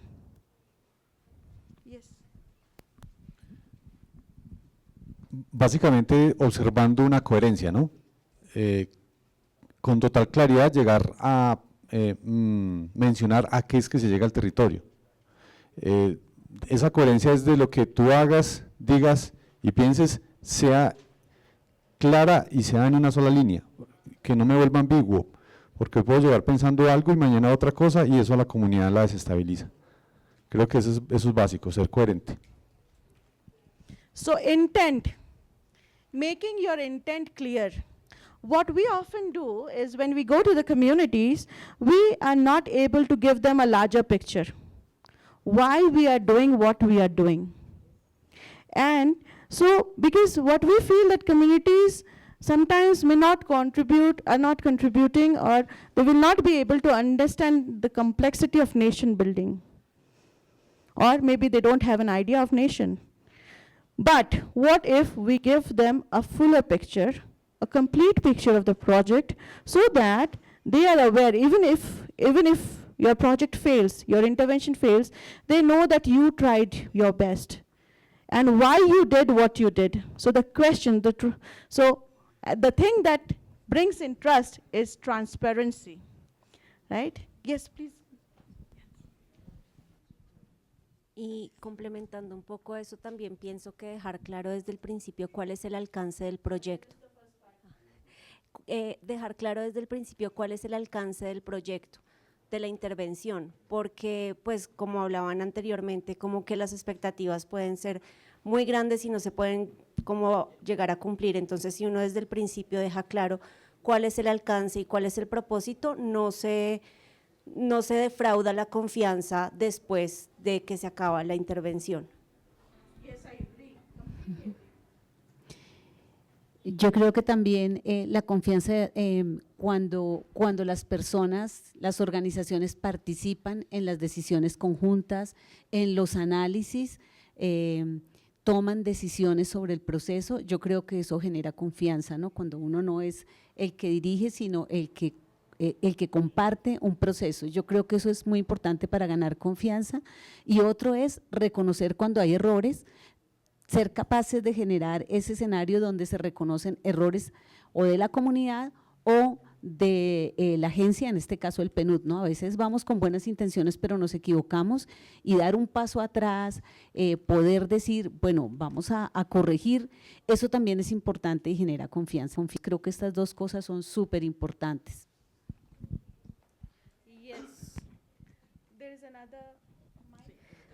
Un elemento central evidentemente es… Perdón. Ah, Sí. perdón. Es… Okay. Sí. Ok.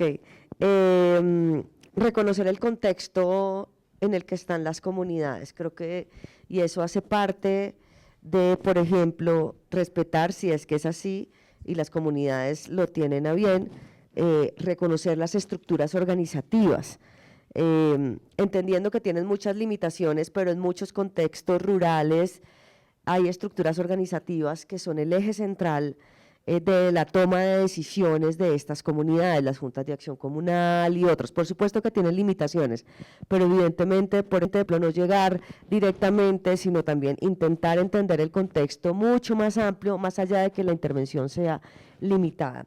Y en efecto, digamos, teniendo intervenciones o más bien acciones pertinentes, es decir, que además reconozcan y respondan a lo que realmente necesita y prioriza la comunidad y no una cosa, digamos, fuera salada, traída de los cabellos. Bueno, yo creo que hay como dos o tres cosas que me parece que se cruzan en esto que hemos hablado, y es, el primero de ellos es entender por qué la falta de confianza de las comunidades. Y creo que una de las causas de la falta de confianza de las comunidades es que se han generado expectativas que no se han cumplido.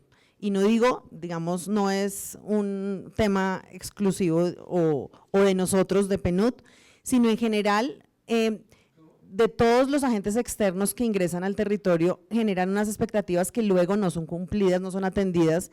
Eso genera desconfianza. Entonces creo que es muy importante desde el comienzo pasar como por, a veces es un poco complejo entender que es válido decir no, este no es el alcance del proyecto, eso no lo podemos hacer. No generar una expectativa de algo que simplemente nos comprometemos para ganar confianza, luego no hacemos y generamos obviamente que se lastima la relación con el territorio. Entonces tener la capacidad de decir no, esa no es nuestra área de intervención, ese no son los objetivos del proyecto, pero nos comprometemos a que sí, los objetivos del proyecto los perseguiremos de manera colectiva, conjunta, hasta su verdadero alcance, para no ir a lastimar una relación que debe estar basada en la confianza.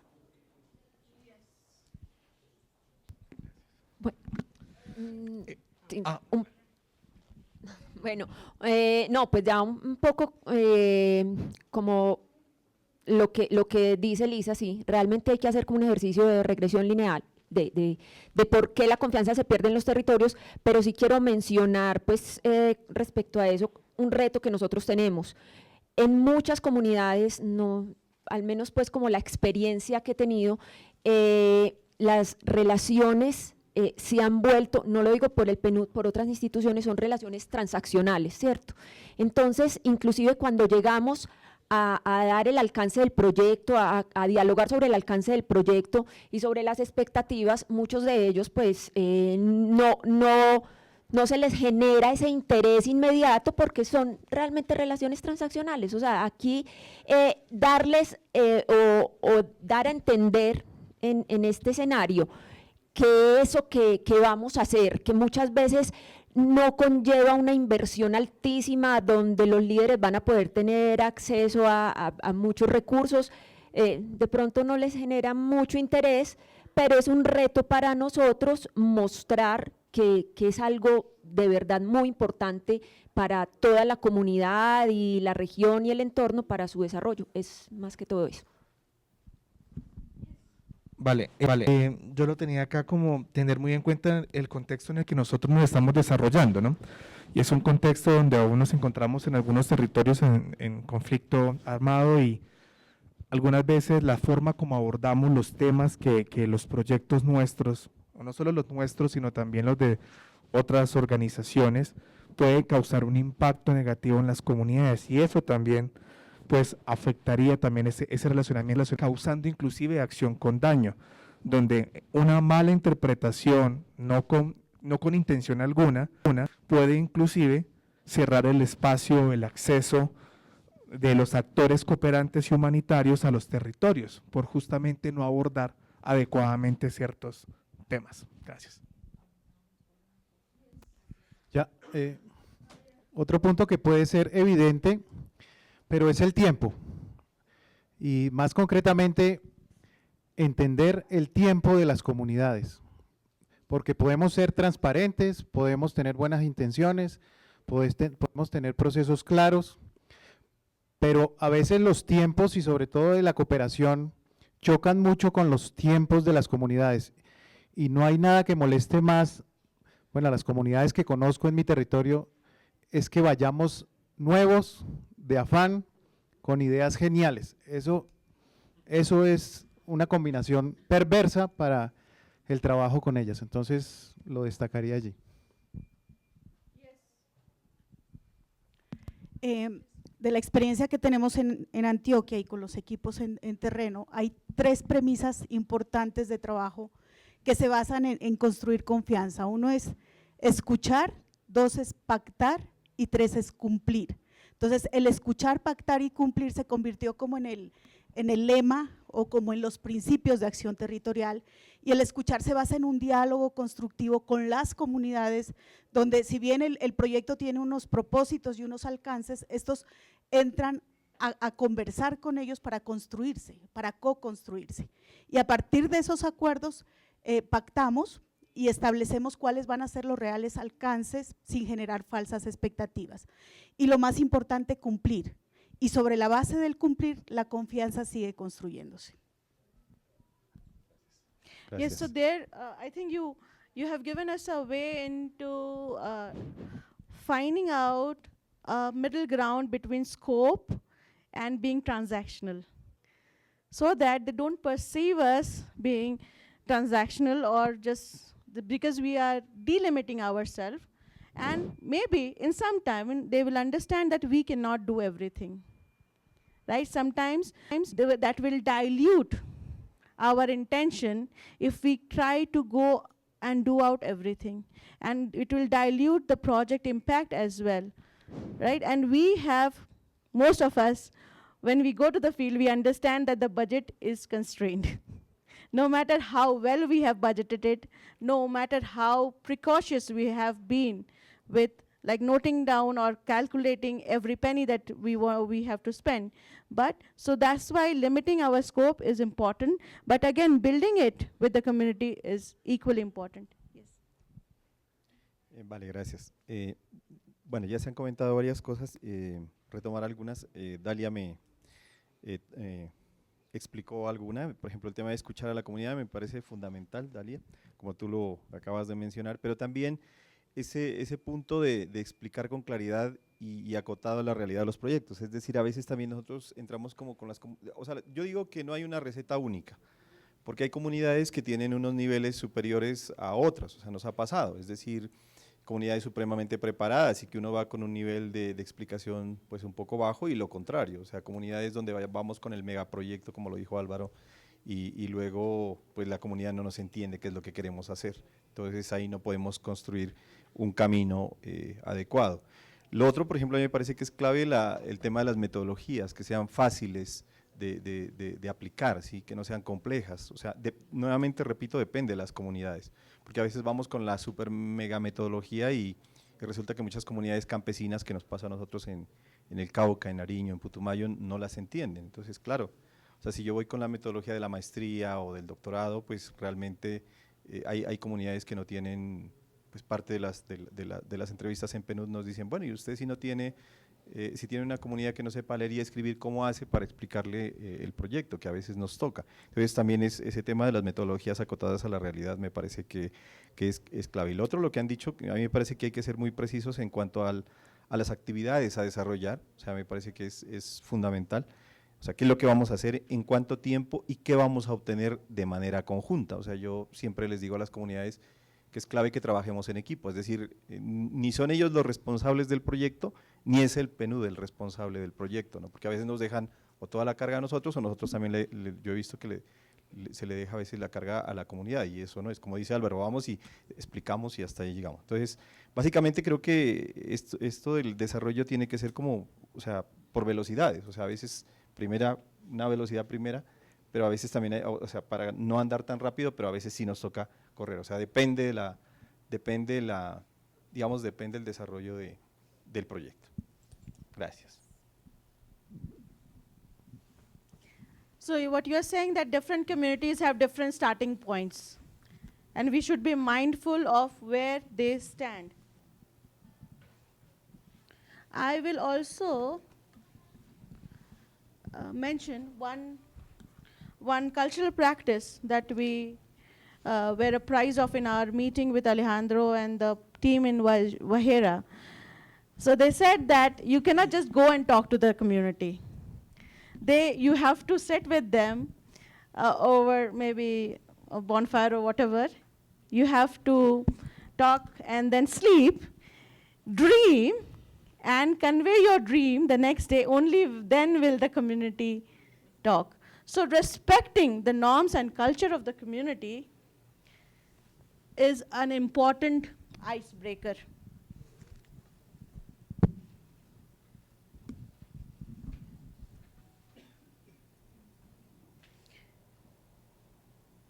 Yes, there was somebody. Yes, please go ahead.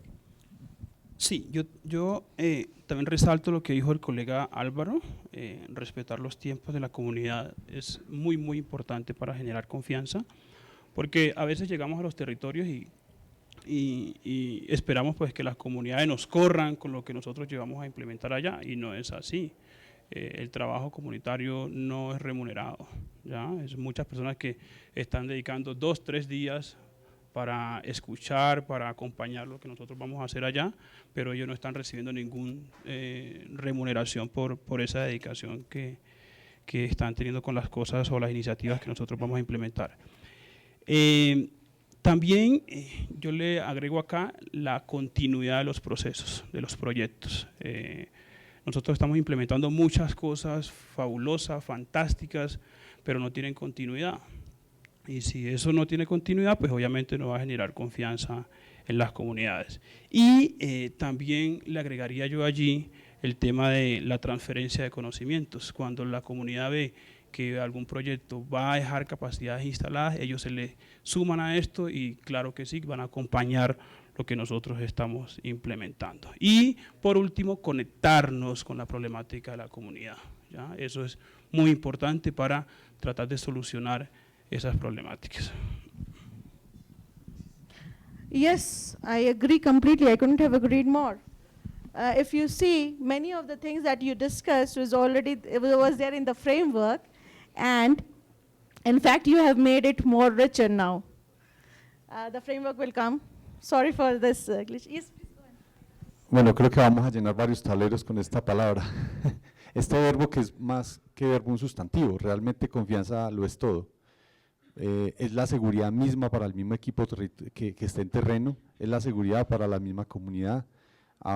Yo lo resumo en varias palabras. El rol que lo tocaron nuestros compañeros, el rol que nosotros tenemos es diferente a los roles que tienen las organizaciones en función de su territorio.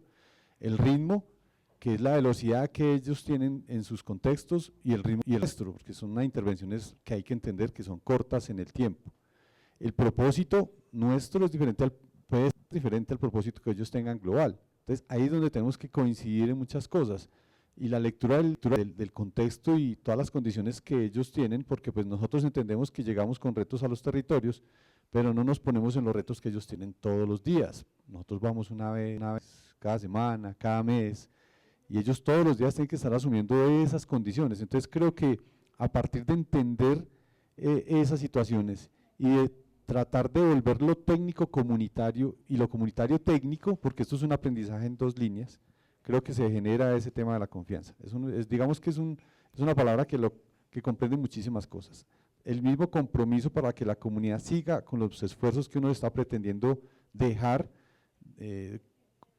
cuestión que se termine el proyecto y puedan seguir, digamos que con esas líneas que se les han dejado a sus líderes o a sus comunidades como tal, entendiendo que el rol del PNUD es muy diferente al rol de un líder de una comunidad. No podemos estar asumiendo, entrando a territorio, a hacer lo que le correspondería desarrollar al propio líder.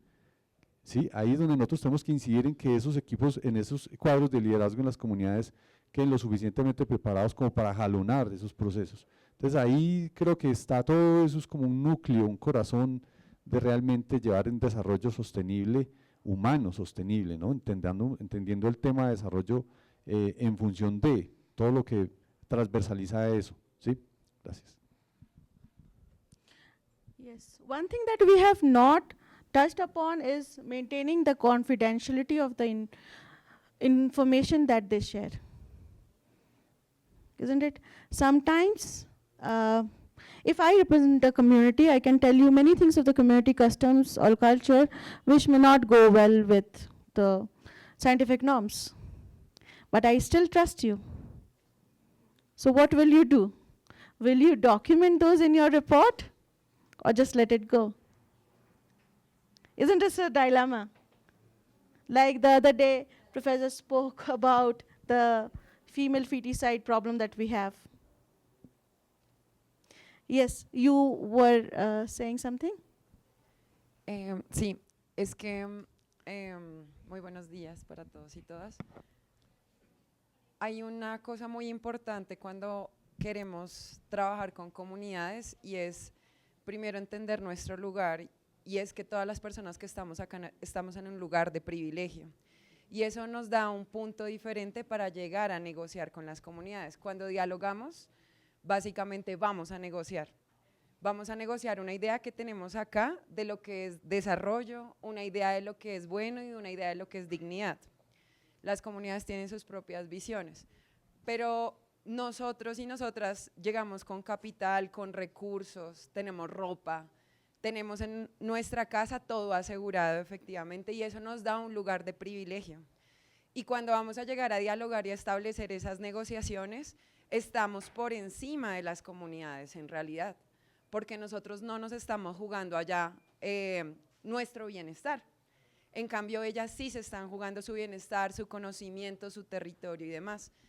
En la economía feminista eso se llama puntos de negociación, y eso quiere decir que nosotros y nosotras estamos en un punto de negociación muy superior a ellas, y por ende yo sí creo que muchas veces nos reciben con desconfianza porque ellas sí perciben eso, nosotras y nosotros a veces lo olvidamos y no nos damos cuenta, como también desde el lenguaje y desde nuestra corporalidad, sin quererlo, demostramos el poco valor que tiene un poco esas situaciones que viven ellos y ellas en lo cotidiano y en lo diario.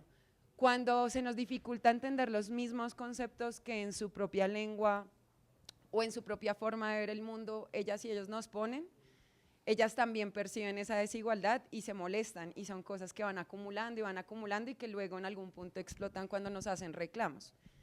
Yo, digamos, también creo que otra cosa muy importante en esos puntos de negociación es que en las cadenas de valor agregado que estamos generando acá, se nos olvida que son las comunidades las que menos ganancia tienen, y no hablo solo de ganancia económica, sino de ganancia también inmaterial, simbólica y de reconocimiento. Y voy a poner un ejemplo, digamos, de La Guajira, y es como, por ejemplo, estas mochilas guayú que están llegando, que acá podemos comprar en las ciudades, creemos que estamos generando un beneficio porque las hacen mujeres guayú, pero las empresas que intermedian la compra de las mochilas y ni siquiera invierten en la realización, son las que realmente en la cadena de valor se llevan la mayoría de la ganancia, mientras que a las mujeres indígenas les pagan menos de lo que vale un jornal de nosotros, ni siquiera la mitad, ni siquiera un tercio del jornal que ganamos nosotros y nosotras por esas mochilas. Entonces son siempre ellas las que menos ganancias se llevan en las cadenas productivas que estamos gestionando acá. Now, let me connect a bit with what we have discussed to the solution mapping program that we are all attending. When she, I think her name is Natalia, if I remember correctly. Yes, Natalia? Yes. So, you said that the point of power, when you are having a dialogue with the community, it is as if they are the beneficiaries and we are the donors, or we are coming to help them. How we, in one of the programs during COVID, we were providing meals to about 700 workers in a nearby area who were left with stranded without food and water and things like that. And we realized that if we go and say, look, we have bought food for you, they might feel bad. It is against the dignity. We don't want to take charity, isn't it? Or if we don't, why should they take? So we asked that if you can share a knowledge of yours, an innovation or a traditional knowledge, or a remedy that you practice at home, and we will provide you food. So we are providing you food, you are providing us knowledge. So we are trying to equalize the power between the giver and the taker. So we are actually sharing things, and rather than what they are giving is unique. Yes, yes, what they are giving is unique. Knowledge is unique, but food anybody can give or share. So the idea is, can solution mapping be a way of building trust with the community?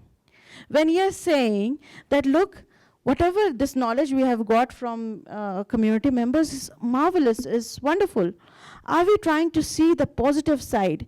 And then telling that, okay, this is something else you might need. This is something else that we can do for you.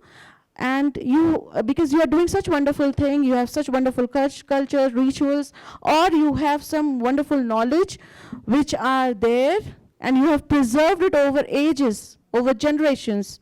And let me try to help you a bit.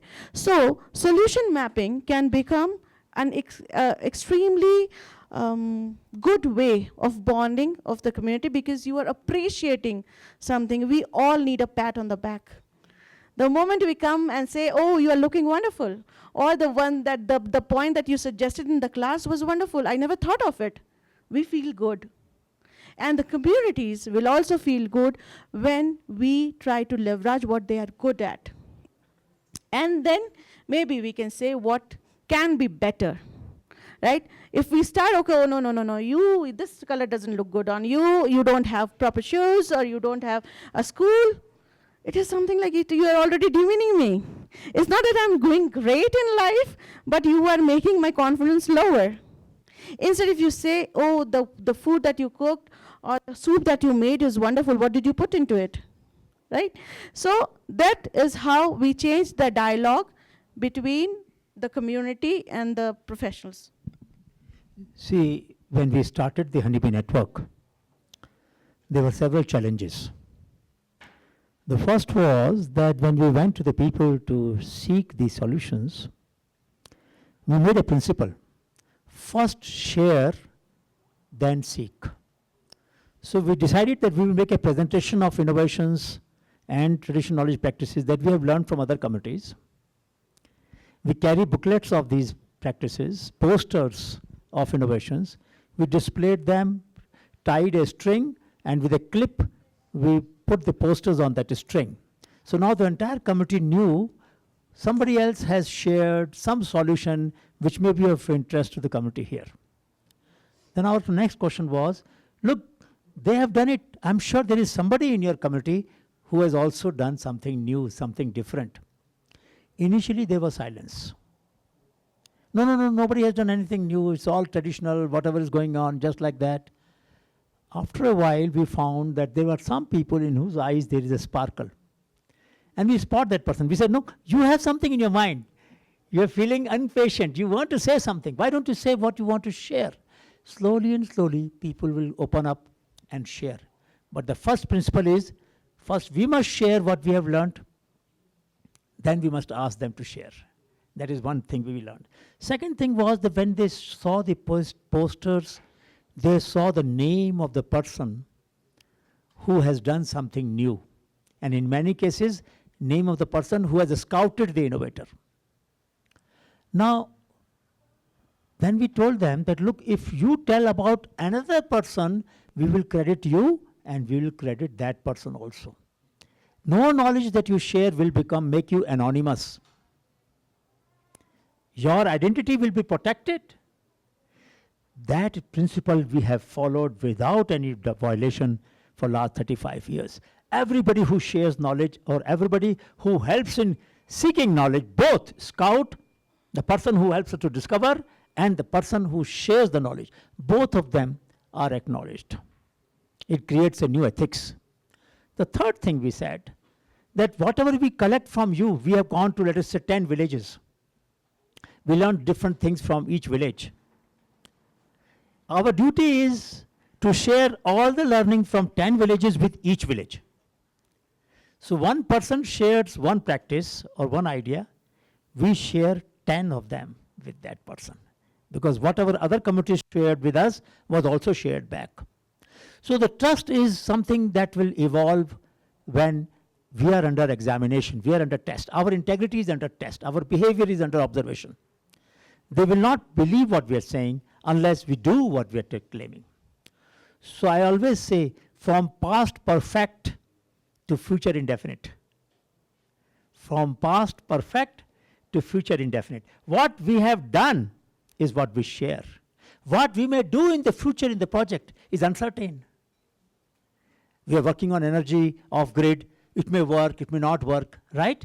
But what we have already done, in some cases, in terms of sharing our experience of prior project, is very important. One more point I would like to mention here. People have memory. All of us have memory. The memory of failed projects, even done by others, in Vahira region, for example, will have a bearing on what we are trying to start. Somebody had come from university or somewhere, they promised us that they will do this. When things broke down, they never came back. So many machines are lying here, never operated because people came, delivered them, didn't teach us how to use them. So prior experience of some other project by some other agency also has effect on our intervention. We should remember that. We are not responsible for those projects, but we have to take the responsibility that yes, some people may have come in the past, they may not have done their job well, we are sorry about that, but we will like to do different, we will like to be honest enough. One of you mentioned very interesting point. When we are in rush, there is no scope of trust. We have come in the morning, we want to come back in the evening. Staying in the night, in the community, in the conditions in which they live, on the ground or wherever they sleep, makes a big difference. In our Shodh Yatras, we live and sleep on the ground. We don't have beds. On the ground. We eat what they eat. That makes a big difference. We can't bring our own food and eat it on a separate table and a chair which we have brought with us in the vehicle and expect to have a relationship with the community. Not done. Yes, sometimes we ask community to cook for us and we pay for it, for the ingredients, for the cooking. We promise that, look, we will not be a burden you. Please charge us for the food. Sometimes they do, sometimes they don't do. Sometimes they say, no, eat with us as we do. That brings us to the point that we can have a coffee because you have mentioned food. Unos avisos, por favor, para la segunda parte, los que puedan traigan el computador, ¿vale? Los que falten de la lista, por favor, para que la dejen firmada. y retomamos a las 10:20. Por favor. Gracias. Accountability. Accountability is when it is a, you can say, a division of responsibility. When I am being responsible to you, I am being accountable to you. And what are the forms of, let me just briefly first describe this diagram to you. We have knowledge or innovation at the center. We have three actors. One is the knowledge provider or the innovator. Second is the diffuser. Many of our role will be a diffuser where we are learning from them and sharing the knowledge with others. And the third is the user who are actually using the knowledge or the innovation. And they are working under the context of institutional, ecological, or social paradigms. And there are different factors which will come into play when we think of institution, when we think of ecology, when we think of society. And on this side are the forms of accountability through which the balance between, or the balance of trust between the provider, diffuser, and user remains intact. First, the form is acknowledgement, where I acknowledge your contribution. Like Professor was mentioning, one of the key pillars of the Honeybee Network is we also identify the scout or the person who finds the innovation, because without that person will not be able to reach to the innovator or the knowledge provider. Secondly, we also acknowledge the contribution of scientists, of scholars, of apprentices who will help us to not only find the solution, but validate it or value add it and take it to a advanced level. Second is attribution. Now, this is a problem when it is more in terms of community knowledge. Whom do you attribute the knowledge or the innovation to? Like, who is the original innovator? We try to talk to other members if they have similar claims. The claims of the innovation or the knowledge has to be verified, to some extent validated in situ in the field, and also see if there are other communities or other groups of people or any other innovator who claims that he or she was the first one to make it, right? And there has to be a conflict resolution if there is a purpose. Now, wherever we cannot establish the original innovator, the practice is that we attribute it to the community. And the community can nominate its representative, right? So that, because the community trusts somebody, maybe the headman or whoever is some elderly person, the community has absolute trust on them, and we are saying, see, we are not taking away your knowledge. This person will represent your voices, given this solution is tried somewhere else or is commercialized or is being used by somebody else. Third thing, I think appropriation has come up in our morning session more often than any other word. So appropriation is there is a small difference between the attribution, where you are saying that, okay, this is not an individual knowledge or this is a community knowledge. Appropriation is who does this knowledge actually belong to. Now, sometimes what happens, it creates a mistrust if we have attributed and appropriated the knowledge or innovation to some other person, though our intention was never that. It is at times the networks that we have in the community or the networks we have on ground and their reachability with the community that decides if the original knowledge provider has been able to reach us, or we have been able to reach the original knowledge provider. Sometimes things go wrong. That we don't intend to steal somebody's knowledge, we don't intend to steal somebody's innovation, but still, sometimes the innovations or the knowledge could be attributed to some other group, and then there is another group who will say, no, this is not appropriate, this is not right. We are the original innovators because, see, we have the bioresources, we had this resource, this plant grows here more, and so we have developed it. Now, we will see the differences in the practices. See, same plant may not be used in a similar fashion in two communities.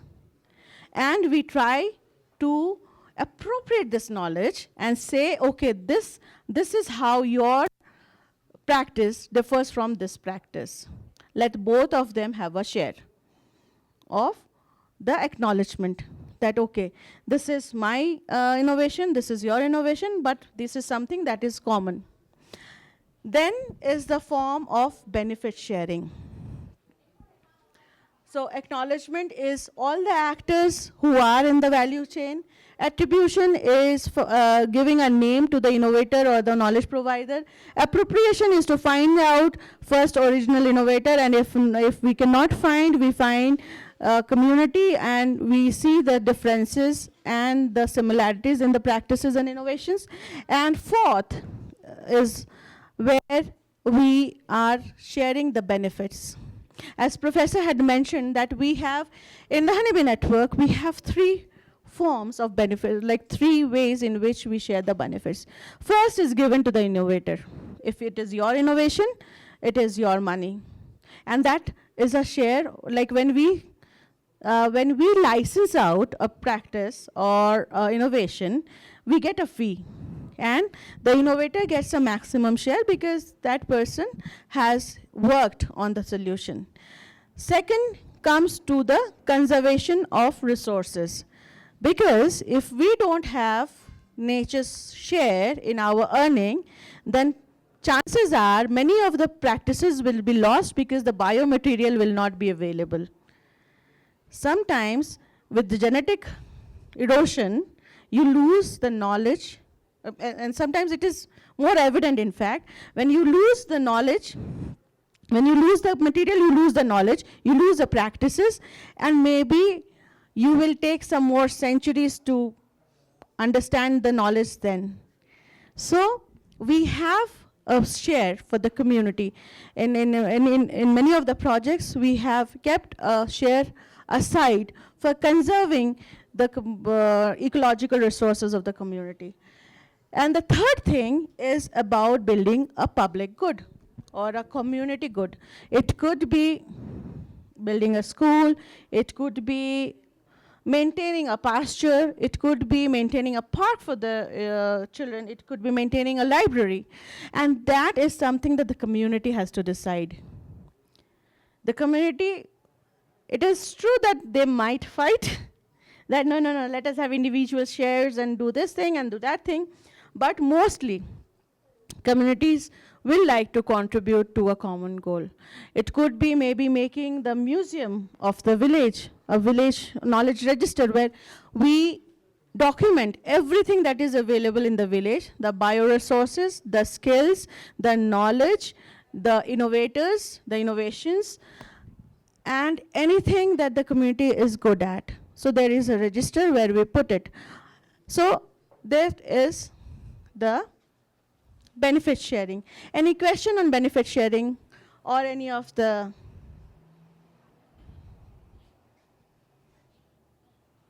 So sometimes degree of accountability could be partial or complete. Sometimes I am completely accountable. I'm giving you every, yes. Tengo una pregunta. En algunos de estos pasos, ¿ustedes ponen el nombre de la persona que generó la contribución o la invención? Y en dado caso de que sí han tenido algún problema de que al tenerlo público algún tercero genere algún tipo de conflicto o se ponga en contacto con esta persona para decir, oye, esta fue mi idea, no fue tuya, o hay cómo manejan esta parte de información un poco más sensible? I'll give you an example where, Professor, I don't know if you mentioned the Bullet Sati, no? So there is a 3-wheel tractor that Mansukh Bhai Jagani made in 1992, and he got a patent in US also. Then there are other people, and he kept it open for people to copy. Now there are others who said that we started the development during the same timeline, but and it is not him that is the first innovator. So we kind of have, we have surveyed all the fabricators in the region, and we have found that more or less the timeline of Mansukh Bhai comes first, because because he could narrate how it evolved. So there was a drought in that area, and the bullocks could not be maintained because of the high cost, because if you don't have fodder, how will you feed the bullocks? So there is a customer who comes and tells that, can you make something for this, otherwise I cannot farm my land. And then slowly it happens. Now what happens, in our next interventions, we try to be more inclusive so that the others who might have copied from him or might have made this machine independently are not bereft, because we cannot be partial, and that is another slide that will come, how do we maintain impartiality in our dealings. And we kind of, so there is a project which is sponsored by Suzuki in India, Suzuki Innovation Center, and there we have kept 2 innovators, like 2 people who make similar machines, so that they could get the benefit. Finally, it is that the benefit should follow. So it is not always easy. There are claims sometimes, but we will try to identify the original innovator, and if the innovator may not be, if he is not being truthful, there are others who have seen that innovation. The whole village knows, and they can triangulate and tell us what is right. In his case, he got the first patent. So it is somehow that his business could not be affected, but anyway he had opened this patent. And this innovator was so, you can say, so generous that with this innovation, 400 or more fabricators are now working there, 400 from one innovation. And there are 17,000 pieces of this 3-wheel tractor that gets sold every year. So his generosity has opened a whole lot of sector for the whole community there. And another thing that somebody was telling about, you were only telling about the standards and the IP mechanisms that are very old, archaic. Standards in India, they are also archaic. Most of them developed in the 50s.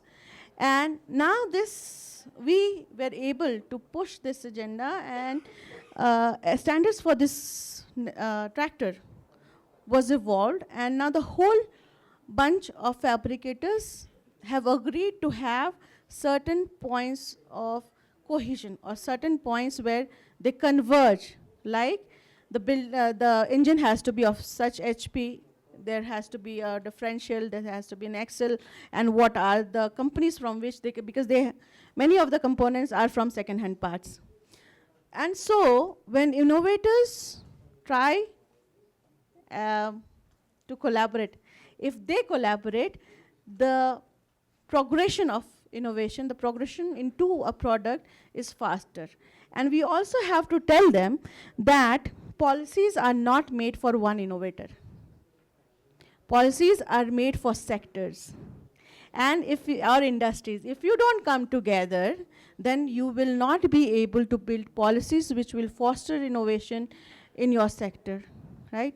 So while they compete individually, the idea is to make them collaborate as a sector, because then only we will win when certain supportive policies come up which will take these innovations further into the product cycle. right? So there is a feedback system between the provider and the value chain. And this is a dynamic system where every time things will change, things will modify, things will get adopted. The second slide is about integrity, right? When we have chosen a field of development, something that we have done out of our volition and is not being, forced upon us, integrity is something that is natural to us, right? So, for me, integrity could be being honest with my profession, being honest to myself, being honest to my emotions, right? And what my honesty will bring is a sense of fairness. Suppose there is a scheme that has come up, and my community can also benefit. So now my question is, should I tell my community first, or the community which needs it first, or the community which is closer to me in terms of logistics, right? Sometimes, because we know that if we have to find and do something, and this community is closer to me, there's a good connectivity with buses or trains or flights, and we go there, and the project goals are met. Second part is, I come from a community, the community has invested in me, all that I am, a part of me is from the community, all the ethics that I have, all the character that I have. So should I go to my community? And third is the one who actually needs it. That can be very far away, like Wahira. It could be not accessible, it could be conflict prone, it could be anything. Now, what happens is there is a dilemma between my personal, societal, professional, and environmental role. I'll tell you how. Personal is when I'm coming from, like what brought me into this sector, because I wanted to help community, because I wanted to do something good for the community or the environment, right? So my personal ethics says that I should go to the community which needs it most, because that's how and why I joined this profession. Societal is when a community has invested in me and I have come from that community. I owe a part of me to the community. Like all the things that I have learned are not from the schools. Some of the things that have been taught are by the community from which we come from, right? So there is a societal obligation. Then comes professional. Now, in my case, personal and professional, they had to be similar because coming into this profession was my personal choice. But there are norms of, like somebody said that when there is intervention, so you are bound by the time that you have been allocated. You go, finish your work, and come back, right?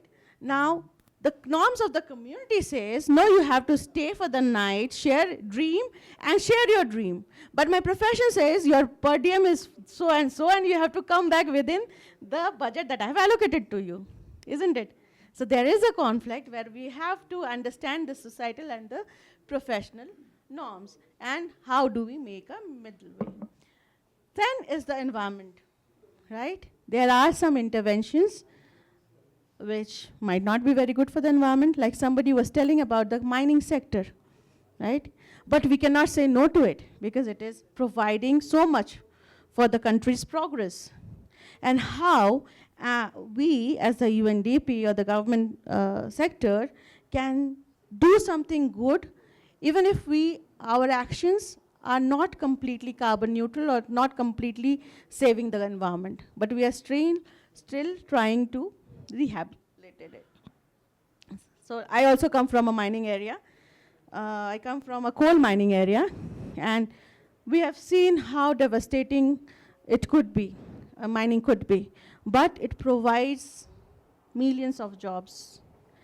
And in fact, I'm here partly because my father could earn from it. But I became an environmentalist when I studied. So I see why did I choose environment? Because maybe I had seen how environment was degrading because of there is a dilemma whether I should support the mining sector or support the environment sector, right? Or do I have a middle path, which we all need to progress in life? Sometimes somebody in the last class has said that we need to choose our positions, right? To be able to do something, you have to strongly agree with something or strongly disagree with something.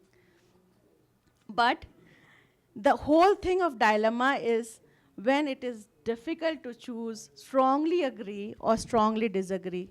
And it is mostly a middle path. Trustworthiness week, autonomy and agency professor had taken this session quite in depth. So now the last thing that we are doing is on impartiality. How do we ensure that we are impartial? When I said that I have my personal biases, I have a societal bias, I have a professional bias, how do I ensure that I am being just or I'm being fair? Because that is what will bring a good sleep, right? When you know that with all the constraints that you have worked, you have been fair. And there were things that were beyond your control, but there were things in your control, and you tried to justify with all the resources that you had. So, the components of fairness or justice, first is the resources.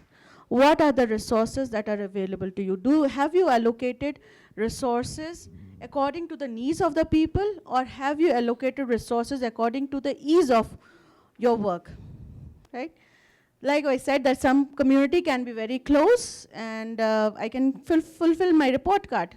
But have I allocated resources to the people who are the last one in the mile, who are not, if I will not be here, they will not be benefited. So we always try to see how appropriate our function could be. There has to be some life which is getting impacted because I am here. What if I'm not there? If somebody else is there, then they might not be benefited. Second is, of course, the location, the spatial distribution or the demographics, and how do you justify your actions against, because the land is diverse. And if you remember that we had said that we have to think of policies which can cut across all the 5 ecological regions that you have, right? Beneficiary target. Again, beneficiary, whom do we say is, now when you are searching for solutions, suppose, how do you know that you will get maximum solution in an area?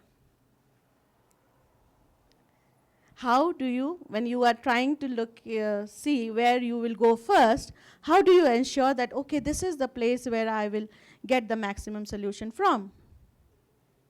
Where they have nothing but to innovate. Where the market forces are not there, institutional forces are not there. So if nobody comes to help me, I will learn to swim because I'm drowning. So those are the places where mostly you will have a richer source of knowledge somewhere, unless people have completely given up, and which doesn't happen. We give up, the professionals give up, but the communities never, because they have tided over millennia out of their creativity and their firm belief that there is a way, right? Then the proportion of the resources that we allocate, the time. Now suppose there is an intervention and I have to go and my schedule is tight for the next maybe month, and now I have to allocate a time to visit the community. I go to the community when it is very crucial for them for agriculture or maybe harvesting season, or There is something where they have to be in the field and I go and knock their door and say, no, no, no, you have to listen to me. That's not going to work. Like for my thesis, when I used to work, I had to wake up at 4 o'clock or 5 o'clock so that I meet the laborers in the field and they will tell me the different kinds of weeds that are growing, the companion plants, and they tell me the benefits of it. But if I go in the afternoon and tell them, okay, what you have collected, they might not be able to tell me. When they see things, and there are examples in the area, it is easier to tell them. Modus operandi is your processes. Somebody in the morning session said that processes are very important when the processes are fair. So I am just ensuring that I am giving equal opportunity to everybody, and my processes will, by design, select the person who is more needy. So, of course, the modus operandi, how you reach and how you do. The frequency of your interactions with the community also will imply your impartiality or fairness. Now, if I go to a community more often, then chances are that they will be at the back of my mind, their customs will be at the back of my mind, and I will try to be more fair. Now, there is a community whom I meet maybe once a year, maybe only in Christmas or something, and I don't carry much information on my memory, doesn't carry more information about them. And that will again not translate into my work because of the frequency. Like somebody said that we go in the morning and we come in the afternoon, then of course the dialogues are to be, will be screwed, because there we are going with an intention. So what are the key lessons for learners? Creativity is not uniformly distributed. Like we said, that some communities are richer in knowledge, some are not. Not all creative ideas become innovations. There are makeshift ideas, there are makeshift POCs, proof of concept. We will take these terms also so that you know what is an idea, what is a proof of concept, what is product, what is user trials and other things, right? So now all innovations are not desirable, you know. It's like we said, we had several of examples where some of the things are not good and we don't want to keep track of it. Unless we promote learning from unaided innovations, we don't value local creativity either. So if something has been done good without our intervention, we should take note of it, and maybe we'll learn how we could have done things better. Recognizing, respecting, and rewarding innovations fosters a culture of creativity. Like we said, that there could be a lunch where we call an innovator, or when you go to a community and give a certificate, or just an appreciation. There are 10 people and you just mention somebody's name and it feels good, right? So this is how we foster a culture of creativity. And now, the most important part of this session is the PIC. It's okay. So now I will briefly tell you about the PIC. Is this permanent or? No. Okay. Sorry. So prior informed consent. Remember, this is also going to affect the degree of trust the community will build with you.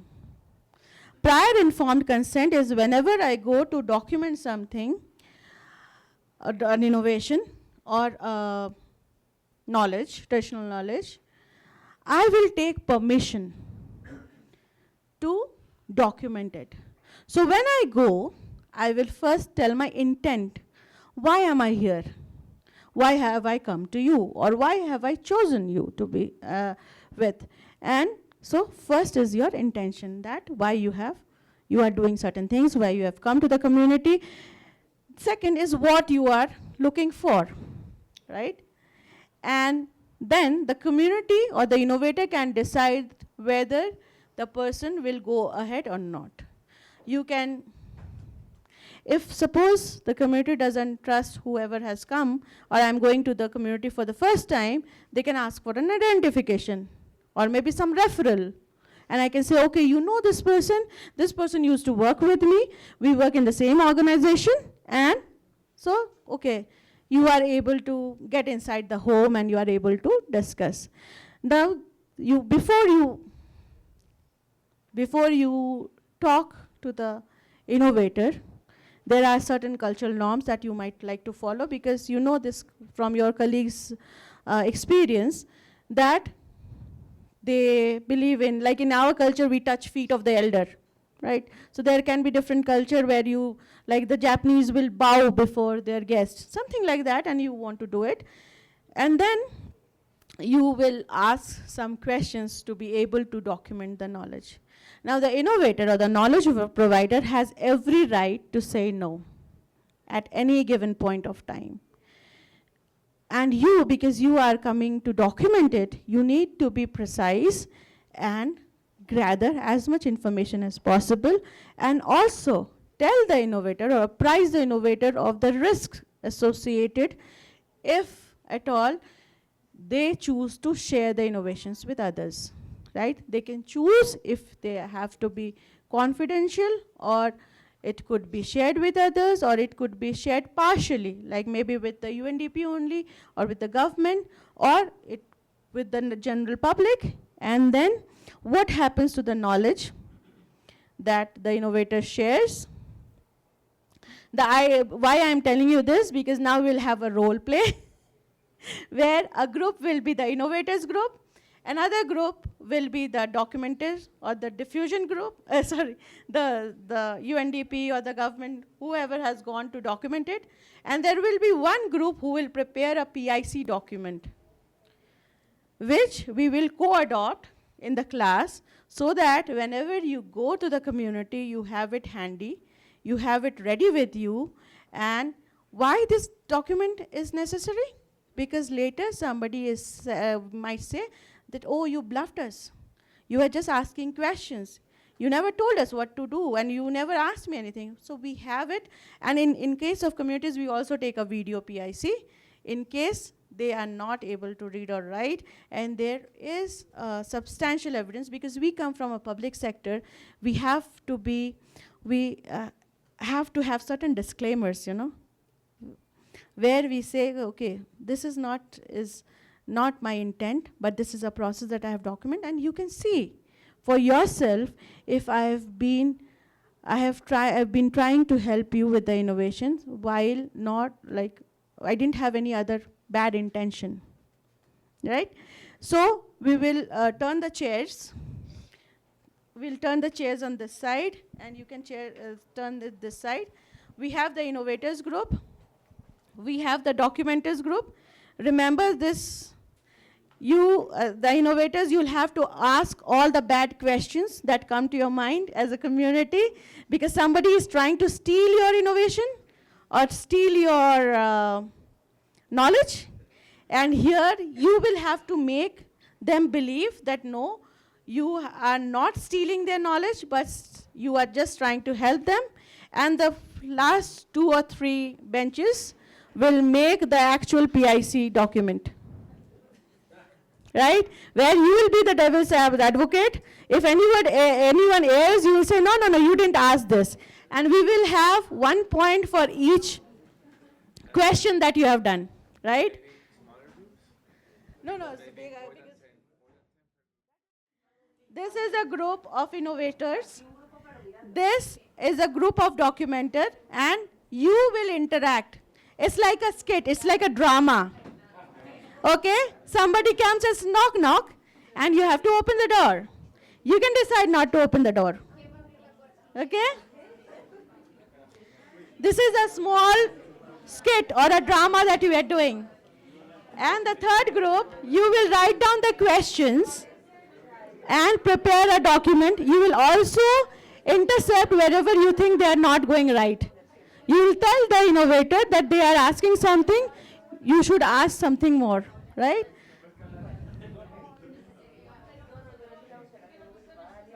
Yes. Can we make a big round maybe?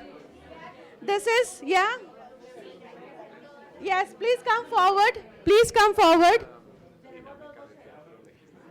Please come forward. And remember, you get a point only when I am able to hear. If I don't hear, you don't get a point. Okay, so now I want a volunteer from the documenter group. I want a volunteer from the documenter group who will come to the innovator group. Anyone?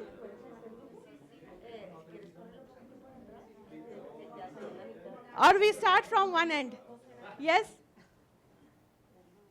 Yes, please come.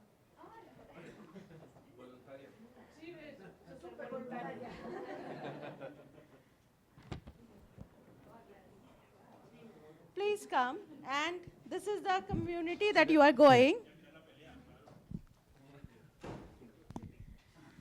Sí. And start with your interaction. Bueno, gracias por el espacio. Hold on, you have not knocked their doors. Ay, verdad. No, eso, ya me anunciaron.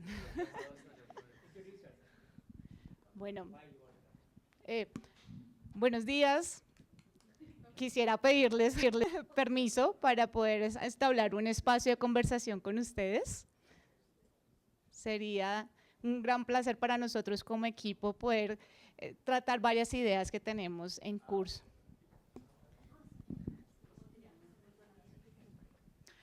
Buenos días, señorita, bienvenida a nuestra comunidad. Puede atenderla, pero díganos cuándo, a qué hora, van a dar refrigerio, nos ayudan para el transporte, cómo es esa reunión, para qué es. Bueno,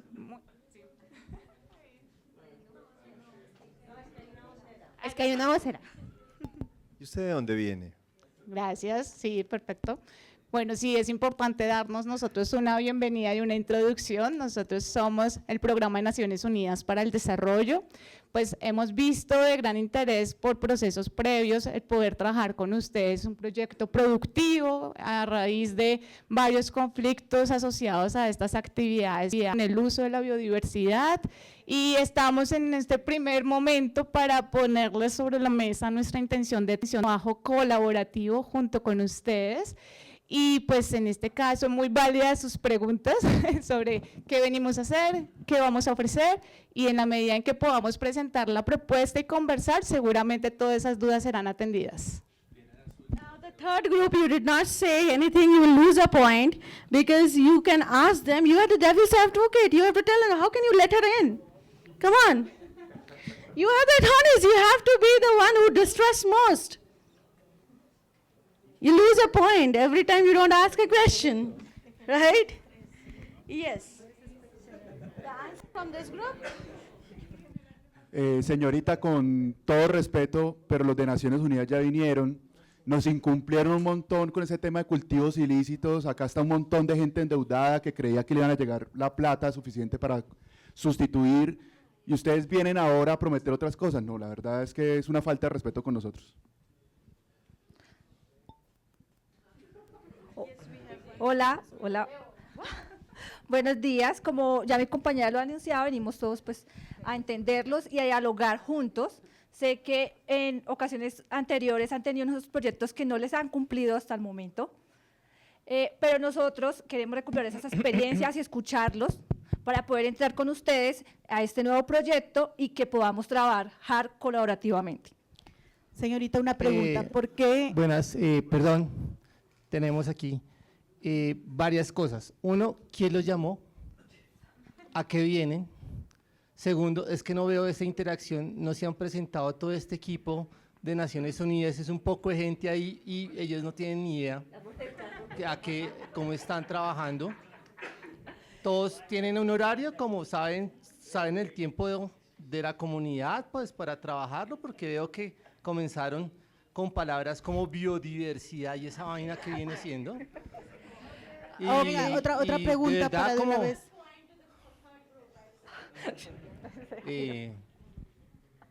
Acá tenemos otras preguntas.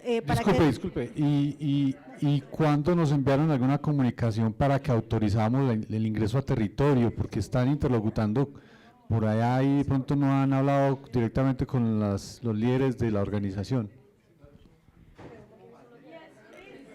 Venga, es que tenemos varias dudas. Uno, ustedes hablan de un proyecto productivo, ¿por qué si aquí hay otras necesidades?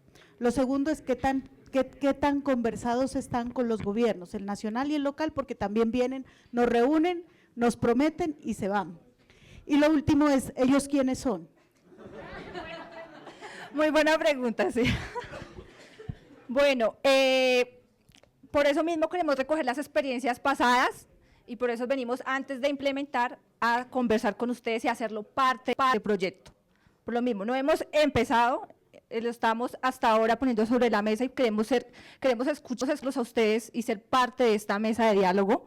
Y discúlpenos por no presentarnos y nos vamos a presentar cada uno. Buenos días, un gusto en estar en este espacio. Nosotros pues vamos a dar una pequeña presentación de nombre, temas que trabajamos y área a la que representamos desde el Programa de Naciones Unidas. Pero igual nos gustaría primero que se presentaran ustedes antes de nosotros. No, primero ustedes, por favor, que son los ¿sí? que llegan. Y no entendemos qué es eso de las áreas. A nosotros háblenos como normalito. No sabemos cuáles son las áreas, ni nada de eso. En español. En español, sí. Bueno, ustedes ven que aquí estamos como intercambiando el micrófono, pues la idea es que nos puedan conocer, vamos a hacerlo como por pasos, ya te cuento lo de las áreas, también para contarles que habíamos hablado con don Arnulfo, el líder, le habíamos pedido que comunicara como un poco un contexto de este espacio para que no llegáramos así como con tanto desconocimiento. Y bueno, don Arnulfo enseguida nos cuenta cómo le fue en el espacio y si no, aquí estamos para resolver las dudas. Tú tienes una pregunta súper importante sobre las áreas porque nos decía el compañero, es que aquí ya vino la ONU y nos incumplió, o sea, nosotros queremos también como retomar esos procesos que han tenido, conocerlos y saber también cómo podemos como un poco volver a unirnos en esa relación, armonizar la relación. Entonces vamos a resolver todas las preguntas, vamos a hacerlo ordenadamente, ya pues nos presentamos uno a uno y ya luego de nosotros presentarnos pues los queremos conocer porque aquí creo que hay unos líderes muy importantes y que don Arnulfo nos contó que eran varios los de la Junta Directiva. Entonces bueno, muchísimas gracias. Vamos entonces a comenzar a resolver esas preguntas. Bueno, pero es que nos genera la duda que tú hablas de Arnulfo y aquí la comunidad somos las que estamos sentadas, que además de todo somos como 10 personas y somos mujeres, 2 compañeros. Entonces a los compañeros no les molesta, te agradecemos que te refieras a nosotras como nosotras, porque es que somos mujeres. Entonces no sé qué líder está citando, porque el líder yo no lo veo sentado acá. Acá nuestra vocera es Dalia, entonces no sé por qué hablas de Arnulfo. Claro, no, y es súper bueno que en el espacio podamos definir cómo será la interacción, porque incluso porque nosotros realmente queremos conocer el territorio y es por ahí por donde debemos empezar. En la administración municipal nos contactaron con el presidente de la Junta de Acción Comunal, pues don Arnulfo, pero claro, a todas las mujeres que hacen presencia y que son líderes en esta comunidad, pues realmente sí veo legítima, muy válida tu pedido, tu solicitud.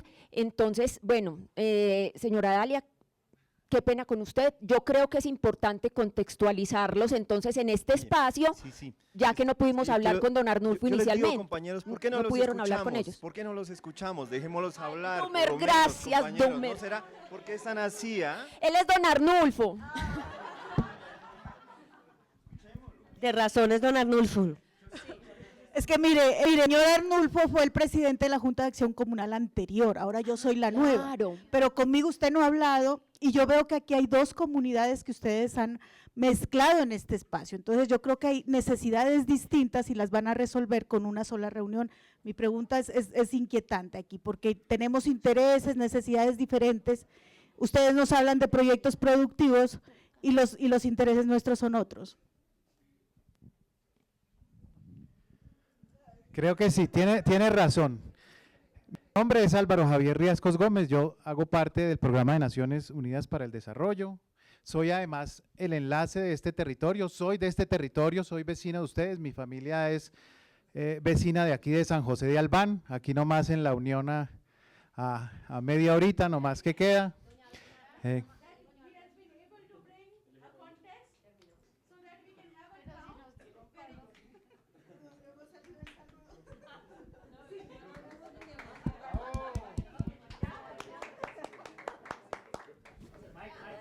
I said that it's very good that he has been able to bring a context so that these people will give in when you know that he said that he is a neighbor and he has people here, so it will soften the attitude. Otherwise it's like, no, I am not going to answer, right? So it's a very good strategy. We go ahead.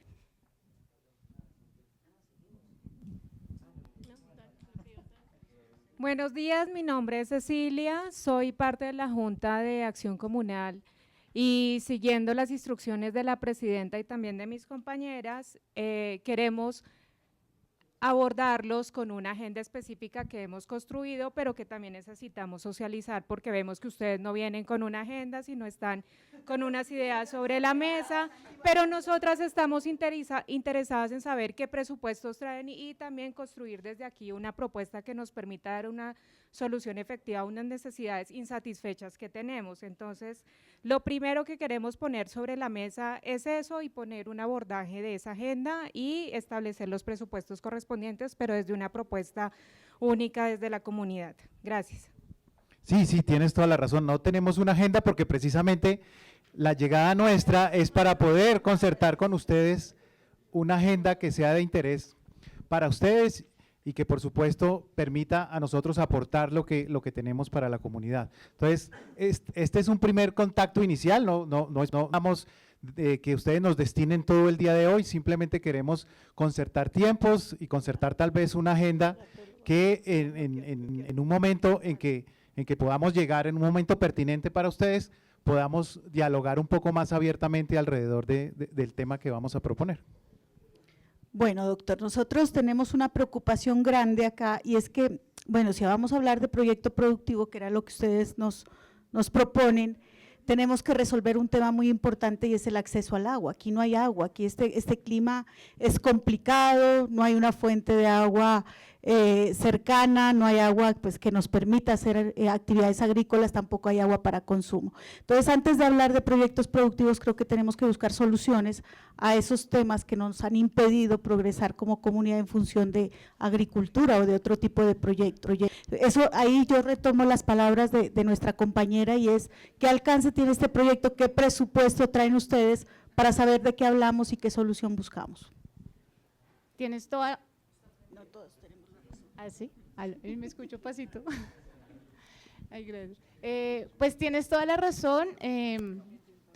Quisiéramos empezar también por conocer la historia de ustedes con otras entidades, con la misma agencia, con estas experiencias relacionadas con proyectos productivos y demás colaboraciones o alianzas que han tenido en el desarrollo, en la atención de sus necesidades, ¿no? Pero también nosotros somos claros que no venimos con una posición de imponer ni de atender todas las necesidades, somos más aliados y facilitadores de procesos, pero es importante conocer su historia.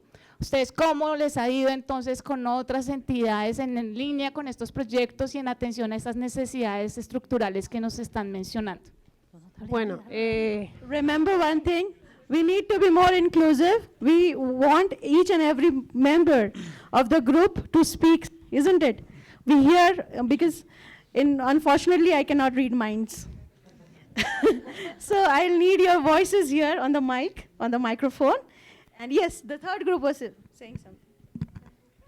Sí, compañera, por favor no someter a que la comunidad exponga aquí o hable mal de otras entidades sin ni siquiera establecer esos límites o esos lazos de confianza para relacionarnos.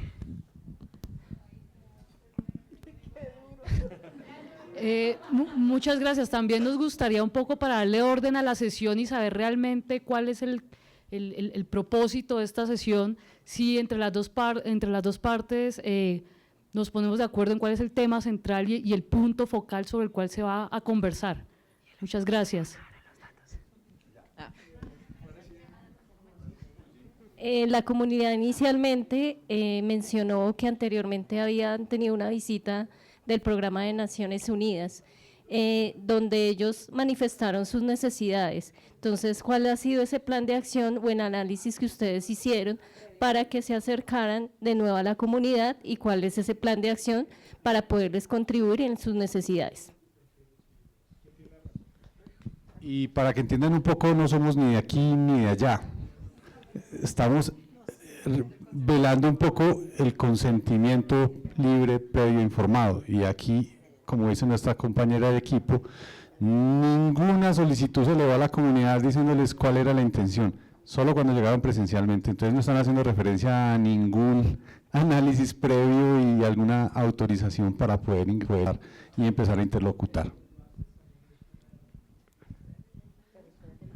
No, y finalmente también para la comunidad frente a, uno, los liderazgos, porque no hablan todos, los que hablan son la representatividad de toda la comunidad, son de una parte de la comunidad, tienen intereses particulares por tener esa vocería, solo preguntan de presupuesto, pero frente a otras acciones no veo que estén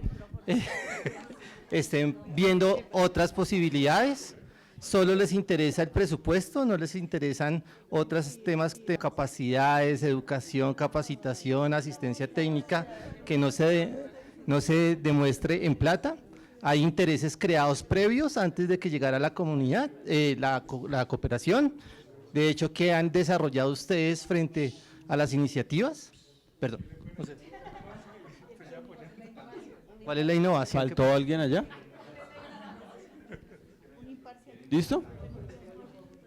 Creo que vamos a hacer cuenta que acabamos de llegar.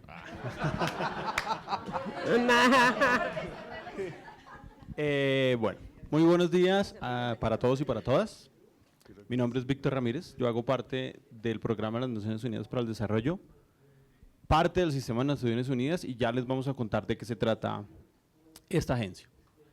Primero, darles el agradecimiento del espacio, porque sabemos que las actividades que ustedes desarrollan en el territorio, en sus familias, en la labranza, pues no dan tiempo para muchas cosas de este tipo. Eso es importante y les queremos pedir en este pequeño espacio que hoy nos brindan 3 cosas fundamentales. La primera, escuchar para conocer el territorio y quiénes son cada uno de ustedes, tanto las líderes y lideresas, los líderes y lideresas del territorio, como también conocer qué es el PNUD. Quiénes son cada uno de los colegas que me acompañan, de los compañeros que nos acompañan el día de hoy. Segundo, conocer el territorio también nos lleva a entender las necesidades que ustedes tienen en este territorio y que de una u otra manera nos da la posibilidad de contarles qué queremos venir a hacer de la mano con ustedes, pero también contarles qué otras agencias han pasado por acá y cómo han sido esas experiencias, ¿cierto? Y lo tercero y fundamental es que una vez que nos conozcamos, nos podamos tomar un café para construir en el ejercicio comunitario un proyecto que los beneficie a ustedes, que desde nosotros podamos implementar desde las estrategias, herramientas y recursos que tenemos. Eso inicialmente les queremos pedir el día de hoy. ¿Qué pidió? No lo entendí. Ah, ¿cómo que no? Tomarse la foto con nosotros. Bueno, ¿cuánto tiempo? Yo quiero contarles, nos habían preguntado de la historia de nuestra comunidad. Claro, nosotros tenemos un plan de vida y como les habíamos mencionado, ya PNUD había estado acá en el territorio. Como nuestra presidenta les comenta, nosotros tenemos un problema de agua. Ustedes nos habían traído unos sistemas de riego. Y pues nosotros no comprendimos bien en primera instancia eso, cómo nos iba a solucionar el problema, pero todo el mundo decía que con los sistemas de riego íbamos a poder cultivar. Resulta que lo trajeron las mangueras, las motobombas, nos capacitaron, los montaron, pero es que el problema es que acá en el territorio no hay agua, no hay disponibilidad de agua, entonces eso no lo pudimos usar, se quedó ahí. Logramos sí vender las motobombas y las mangueritas y con esa platica pues invertimos en otras cosas, pero pues esperamos que esta vez, el problema es que no hay agua, porque los sistemas de riego no sirvieron para nada. Y yo aquí quisiera pedirle a las personas que están como oyentes, no sé si la persona que nos preguntó por el presupuesto y demás, y que si no queríamos nada llegó a última hora y no nos está escuchando, o sea, no sé qué está pasando acá con la escucha activa, pero la compañera había dicho claramente que la necesidad del territorio es agua. Y no pedimos fortalecimiento y capacitaciones porque tallereadas vienen y nos dan todos los meses, viene el PNUD, viene un montón de gente con chalecos azules y eso no nos está dejando nada instalado en el territorio. Entonces, primero que todo, escuchémonos para poder hacer preguntas que nos permitan avanzar en la conversación. Y segundo, sobre los liderazgos que estamos acá, pues es que está la Junta de Acción Comunal, porque en este territorio con veredas tan grandes, la Junta intenta justamente reconocer y recoger todas las voces de las personas que habitamos el territorio. Otra claridad, y es que aquí nosotros no vinimos por interés propio ni por recursos, nosotros queremos saber cuál es el alcance de lo que ustedes traen. ¿Por qué? Porque con base en eso nosotros podemos avanzar en algo que hemos construido colectivamente, que es el plan de vida. Nuestro plan de vida se convirtió en la carta de navegación y queremos ir cumpliéndolo poco a poco, obviamente con sus aportes también, que son bienvenidos. No crean que nuestro discurso es de rechazo, simplemente tenemos dudas y nos asalta pues la incertidumbre frente al cumplimiento, porque nos han quedado mal muchas veces. I will just intervene on your behalf. I understand that your biggest problem is water. So how did your ancestors manage? Because like I come from India and we have something called Vedas in the saline region.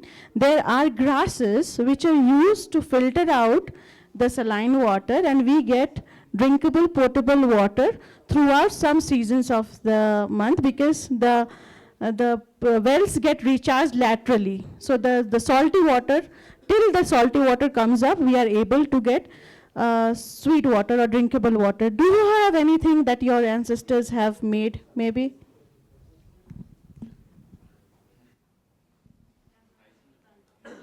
Sí.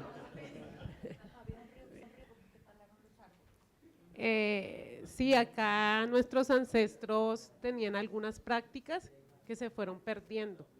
Unas de esas eran las zanjas de infiltración, que llaman ahora así, para almacenar agua en el suelo, pero necesitan mucha mano de obra y ya hemos perdido algunos conocimientos, son costosas.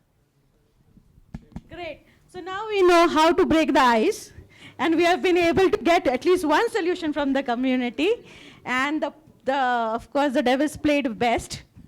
They were the attorneys who made sure that each of our rights are protected, and we have a glimpse of what happens in a community. Very round of applause for the community for being abstinent, for coming up with all the practical questions, because that's what you face in the community. And here, as the solution mappers, you know how to make your way through their questions. I like the idea that they found a reference that so-and-so is a neighbor, or this is something that we have done in the past and it's good. And I'm very happy with the third group with coming up with very difficult questions. A good round of applause for each of you. And we close the class here, and now over to Professor Gupta. You can turn your chairs. Before I move to the prior art search, I want to mention, why do we use the term informed consent? Informed consent. The consent becomes informed when you know pros.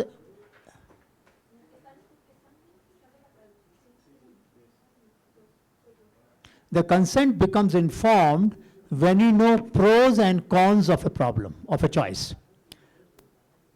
Let me give you an example. Can UNDP share your contact detail with those interested in your innovation or idea? That is the question. Yes or no? What is the consequence of saying yes? The consequence of saying yes is, if I share your contact detail, somebody can come and directly contact you. That is the advantage. They don't need to contact UNDP office to reach you. Faster contact. They know you and they can invite you for various activities. Third advantage. What is the disadvantage? You may not know the worth of your idea. They may exploit you. They may take advantage of you. They may betray your trust. And we won't be able to do anything because they have contacted you directly. So we give choices, saying yes, what is the implication? Saying no, what is the implication? If you don't share, then nobody will be able to contact you directly. They will have to contact us first. And then we will contact you. So do you want us to act as intermediary or do you not want to act as intermediary? It is your choice. If I don't tell them what is the advantage or disadvantage of saying yes or no, it is not informed consent. Please appreciate that. My duty is to tell them advantage and disadvantage of each choice. So this form will be sent to you. Can we disclose the information given by you partially or fully? And at what term? Only on commercial term, free of cost, any other option? You decide. It is your knowledge. Can I share it with others completely, partially, in the summary form? Yes, no? At what terms can I share? Freely? Only on commercial terms? Or any other condition? You decide. So this form will be sent to you along with the background note in which we have given the advantage, disadvantage of saying yes or no. Kindly adapt it to Colombian context. Kindly appreciate what sensitivity people have. What are the cultural issues about sharing? And incorporate them in the form that you will develop. Our goal is, when we work with the communities, we should take their informed consent. We have, just as an example, when you go to a doctor, a cardiac specialist, a heart specialist, and doctor wants to do a TMT test. On a treadmill, he asks you to walk. And he monitors your heartbeat. But he tells you and your ward, somebody accompanying you, there is a risk in it. I will slowly increase the speed. There's nothing going to happen. But there is a chance, 1 in 25,000 cases, your heartbeat may increase too rapidly and there may be a problem, and I'm around to take care, but there can be a problem. There can be a mild attack. He tells me the risks involved in the test, but assures me that he's there to take care of it. Then he says, now you sign the form, then I will do the test, isn't it? So medical science has a very well developed protocol of prior informed consent. The human science, the social science, the science of our interaction with people, we have not yet developed a good protocol, a strong ethical protocol of taking prior informed consent. This is a serious problem around the world. We have been struggling with 35 years to correct this problem. We have not yet succeeded fully, let me tell you that. In our work we do. But every university of Colombia, or Mexico for that matter, every scholar, every development agency, not just UNDP, UNICEF, or UNESCAP, or World Bank, or FAO, every agency must follow the norm of prior informed consent of the communities with whom they want to work. It is unethical, unfair, and unjust. If you only talk to 3-4 people, the committee members mentioned, there's a community action board, And you need to involve them. Some communities may have a community action board. Some communities may have traditional leaders and modern leaders. Modern leaders are those who are elected. Traditional leaders are hereditary leaders from lineage. The village chief, son of the village chief may become the chief, and so on. Depending upon the culture, we should recognize and respect the traditional leaders of the community as well. Yes. I think the informed consent, and this is something that has been spoken within the labs, but is a place for innovation. Meaning, when you talk about informed consent, there's already like there's a document, maybe little words that you don't know how you're focusing it. So, yeah, so this is a very simple language, and we don't have to take written consent. We can also take a video consent. Exactly. When people are illiterate, we don't take written consent because they can't. They're putting thumb impression or signature means nothing. They don't understand. In that case, on a video, like a video is here, we record what the objectives of the project are, what are the risks, what are the chances, what can go wrong.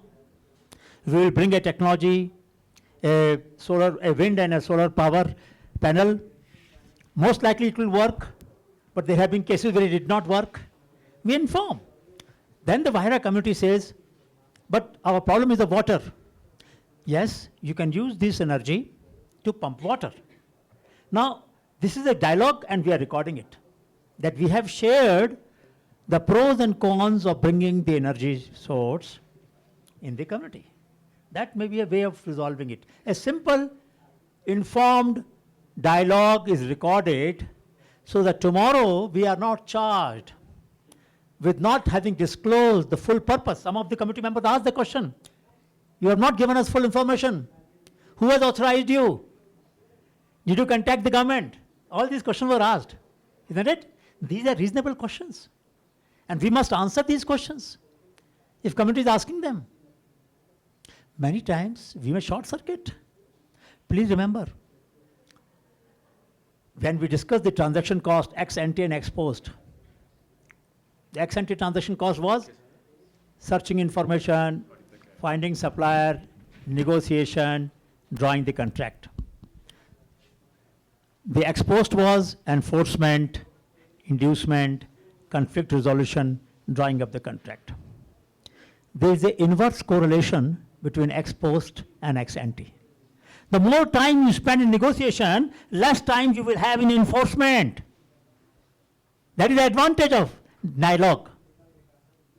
If you spend more time in explaining the pros and cons of a project, of the technology, of the solution, the less time you have to spend in enforcement because people now understand what is the context in which we are doing. But sometimes we save the time of negotiation. We are in rush. One of the committee members said, one of the devil's advocates said, don't be in rush. Don't try to push the project go quickly, isn't it? Give time to the committee to process the information. That was a good point. Sometimes people say, give us a time, we will think over, we will discuss at our end, come back to you. Yeah.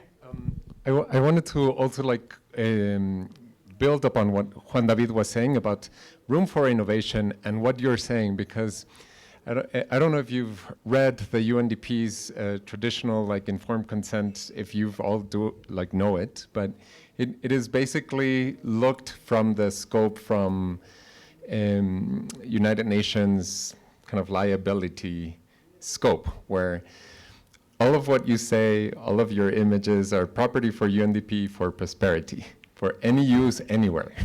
And of course, that is mapped from the scope of lawyers, looking that if that image is going to go into a public report, global, and it's published, well then UNDP doesn't need to go back all the way back. But in room for innovation, maybe there's a room also to give space for questions, because that mapping of all of the possibilities from the scope of lawyers of headquarters might not address all of the questions that the community have, and we might not even know it.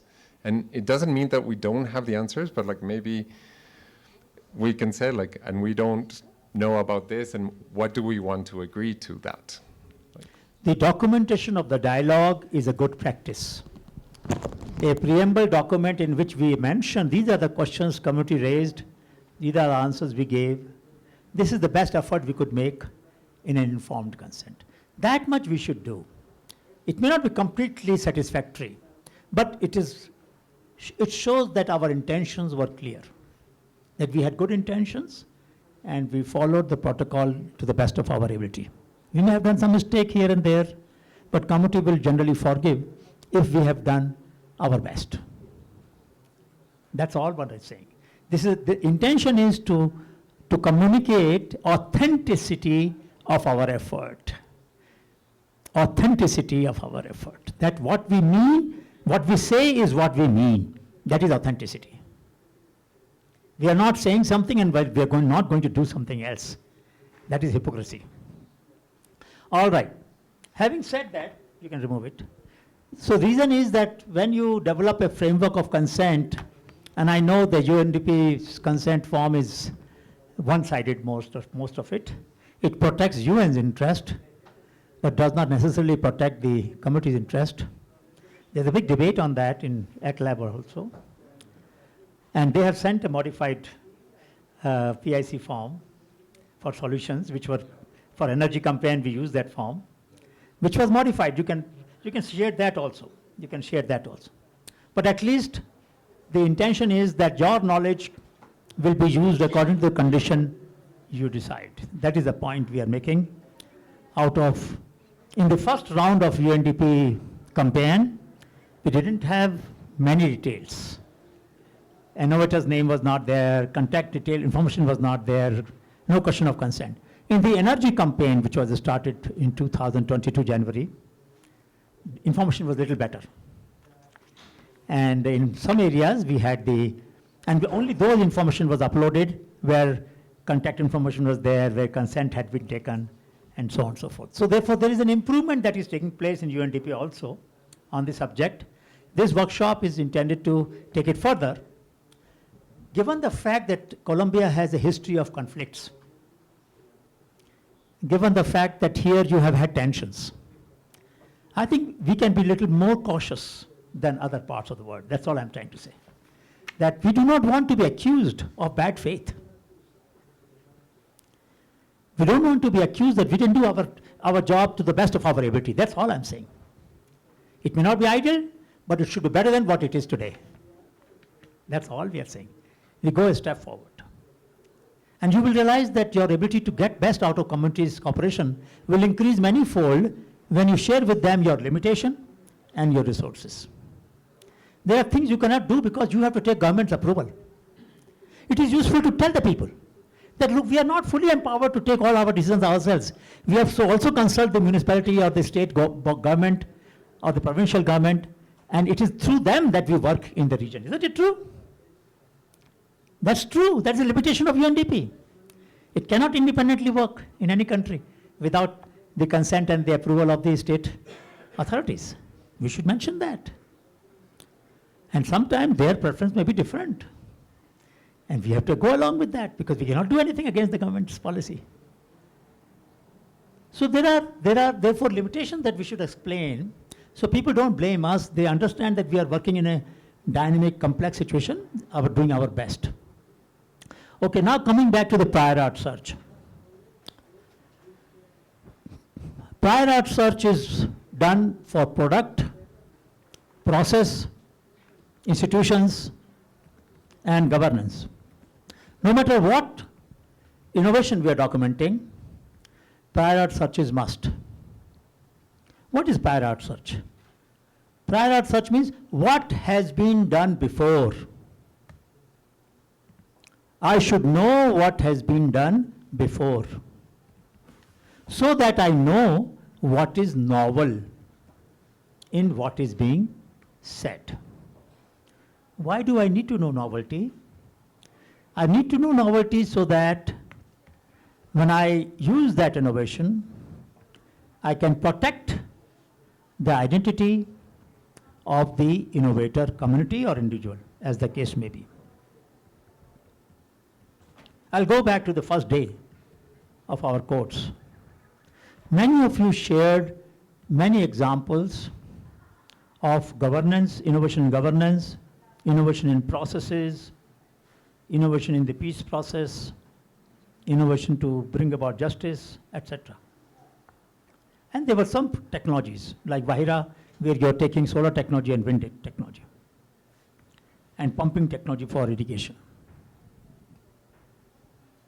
So for each case, we can do prior art search.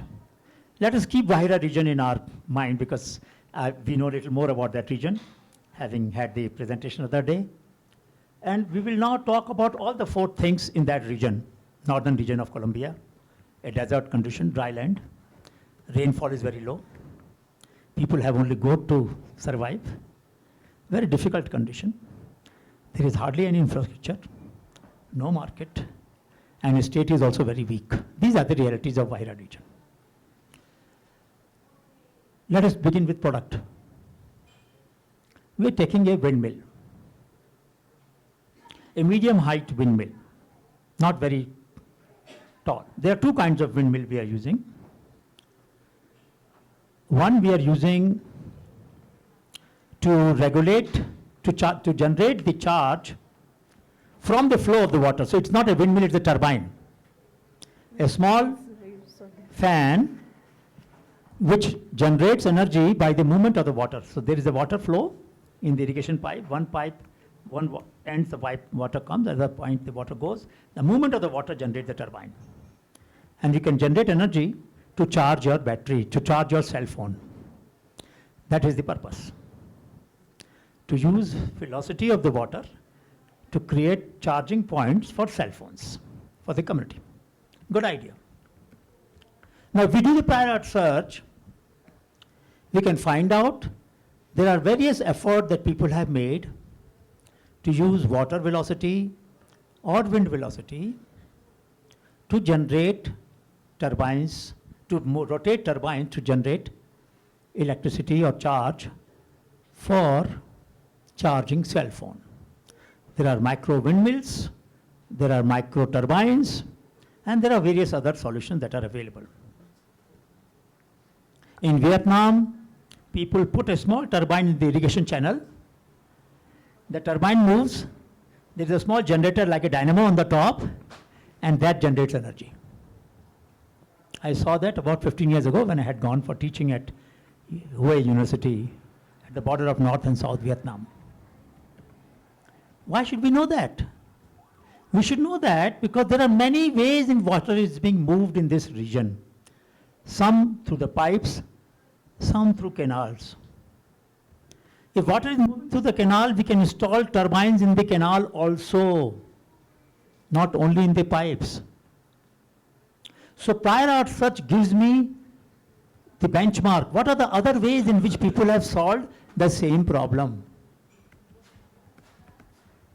The consultant or the innovator is using one method. As an agency for development, we need to know as many methods as we know. We can then give more choices to the community. We can give more choices to the community, and we can engage more partners. I remember one issue we discussed that day, that have you worked on geothermal energy? In Colombia, there are professors in universities who have worked on geothermal energy. What is geothermal energy? The difference between the surface temperature and 4 feet or 6 feet below the temperature in the water and or the ground. There's about 8 degree difference, 7 to 8 degree difference. I can bring cold water, heat it up, and make through a heat exchanger, I can generate energy. This is a technology some people have developed in Colombia. I do not know it will work in my region, Vahira region or not. But if I'm aware, I can tell, okay, work on this, but please find out, can we invite that professor to see whether their students would like to do some trial in our project area and test geothermal also. Possible. So our projects will become much more enriched, and as I said on the first day, the UNDP will become a lab. Not just the acceleration lab is doing the experiments, all of us are going to do experiments. In all our projects, we are going to do experiments. Because we have now done prior art search and found out what are the 10 other ways of solving the problem. We are choosing one, but we are aware of the 9 other ways of solving problem. It enriches my understanding. It enriches the choice options for the community. All of us gain. So let us take one example. Can you come to the, on the net? We will take one example. Now solar. I don't know, some of you might know that now there are solar panels which are flexible like a curtain. You know, earlier solar panels that we have seen are only flat glass screen, most of them. But now new technology has brought in where solar panels can also be flexible like a curtain on a window. Right? So I will write, and let us say I also want to do cooking with solar panel, solar energy. Many of us know that solar cooking requires a reflector. Right? There's a mirror. It reflects light on the base. There are, have you seen, there are solar cookers here? There must be. Just write solar cooker. Columbia solar cooking, just open. Go down. No, this is a proposal, request for proposal. Did you go back? DIY solar cooker. Go back. Same. DIY solar cooker. Open any one of them. Up. थोड़ा ऊपर जाओ. रुकिए एक minute. Go up. हाँ. ये? DIY solar cooker. Now, there are different methods by which people have disclosed how to make solar cooker. Some people have used cardboard, and on the cardboard they have used aluminum foil. In $1, you can make a solar cooker. Cardboard covered with aluminum foil, the foil that you use in kitchen, it becomes reflector. You take 4 sides of the cardboard, which reflect light. On the bottom, in the center, you keep the cooking pot, a black paint cooking pot, and your rice gets cooked. $1 cost. Our colleague got the United Nations Volunteers Award for that. For that. No, it's very simple. My point is, who will do the prior art search? Community may not be literate enough or may not have educated youth. If they have, we should teach them also. It is not that we should do prior art search. Community should also do that. Our partners should also do that. We should insist in every program that every partner with whom we work will bring us a review of literature and review of market available solutions in the domain in which we want to work. I should know what are the 5 or 10 different kinds of solar panels available in Colombia. So I do market research in different ways. Just go back to the slide. Go back to this. Go to the screen where you will type. Yeah, just go to next page. So first is on the web, search on the web, what are the various available solutions for the problem that we have. Number 1. Then go to the online marketplace. Second is online marketplace. So you have Alibaba.com, or you may have some local Colombian e-marketplace. Huh? Okay, so that marketplace, we will search solar cooker or solar panel, and we'll find out who are the vendors providing different kinds of solar panels. Correct? And some of them may be cost effective. Generally, the efficiency is about 22-23% of total solar radiation is converted into energy. Maybe there is somebody who has got 28% or 29%. Good for us. Same light, more energy. More efficient solar cooker is there. You know, the lower surface of the solar panel sometimes gets heated up. So there are people who have developed cooling mechanism for the bottom of the solar panel so that the thermal efficiency the heat exchange efficiency, the energy generation efficiency increases. So we'll find out. Third is patent database. Patent database has two parts, live patent and expired patent. The expired patents are those which were not renewed, and now they can be used freely by anybody. The live patents are where you have to take the license from the patent holder. Sometimes, some public sector institutions like universities or foundations also file patents, but are willing to provide for the community purpose at very low licensing rates. So a university may have a patent, the university you were mentioning, and they might say that if you want to work in Vaira region, we will give you in $1 license. Take our technology. Remember to mention that if we gave this technology in your report, take it. Because we also want, the university also want their technology should go to the people in remote areas, but they have no machinery. You have a project. You might feel that why will somebody give it for $1? IBM did it for $1.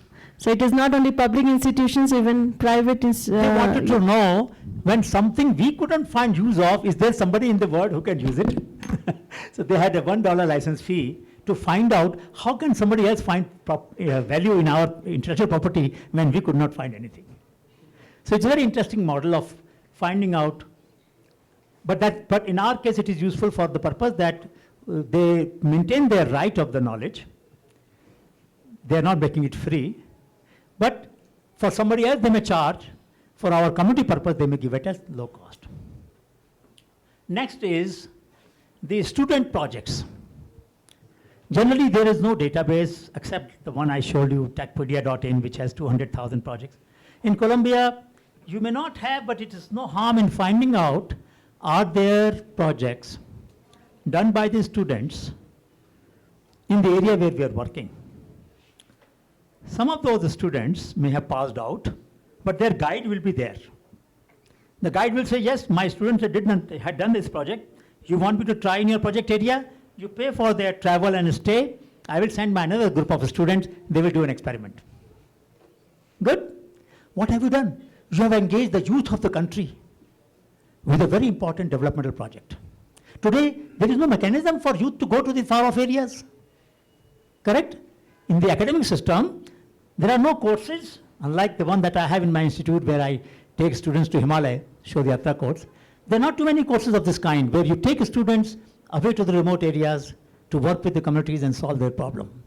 But if you give them just a travel cost and food and stay cost, that's all is required.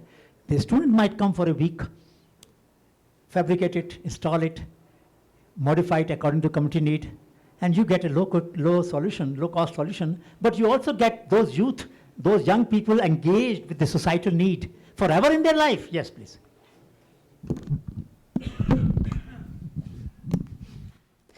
Sobre este último punto, profesor, la oficina tuvo un programa lindísimo que se llamó Manos a la Paz.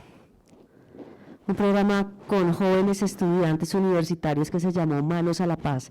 Y era justamente poder ofrecer esas garantías mínimas a estudiantes de los últimos semestres de algunas universidades locales o nacionales para que estuviesen en esas comunidades rurales, lejanas, acompañando parte de las intervenciones o del trabajo de PNUD y de las comunidades. Entonces creo que la dejamos ahí por falta de financiación, pero fue una experiencia maravillosa de más o menos un año y medio.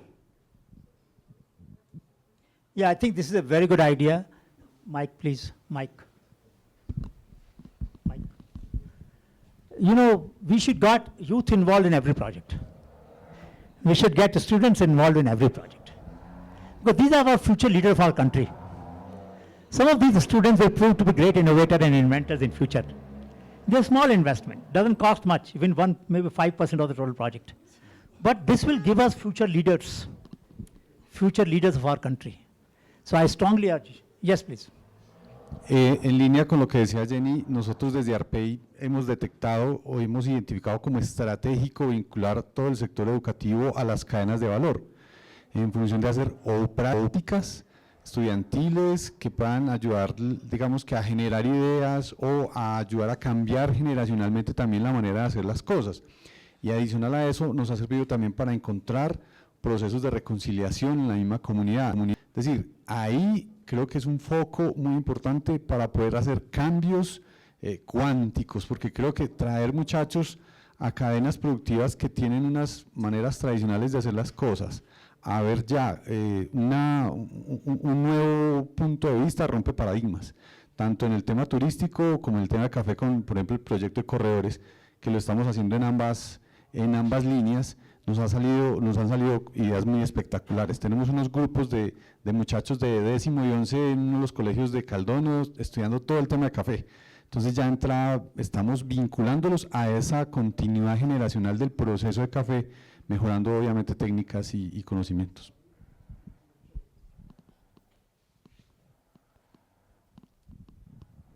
Bueno, para estos temas que son muy importantes, el tema de los datos, hay una página, no sé si de pronto ustedes la conocen, que se llama Kaggle, no sé si de pronto la han escuchado.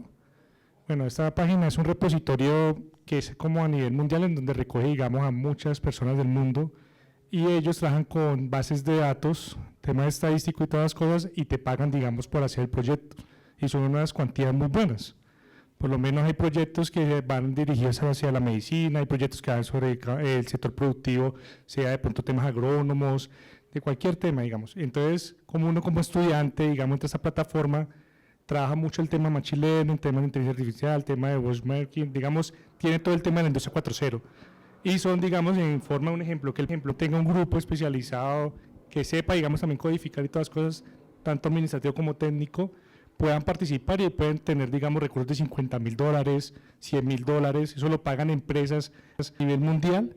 Un problema que tenga, digamos, la empresa, y lo pone en la página y uno puede, digamos, participar y que queda mejor calificado, digamos, se gana el dinero. Y es el que aporta al proyecto como tal.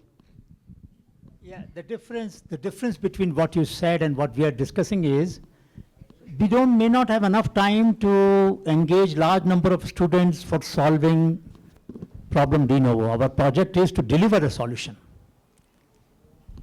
There's a different project for developing solution. That is the R&D project. We are implementing project. So we want solutions that have already been developed. Yes.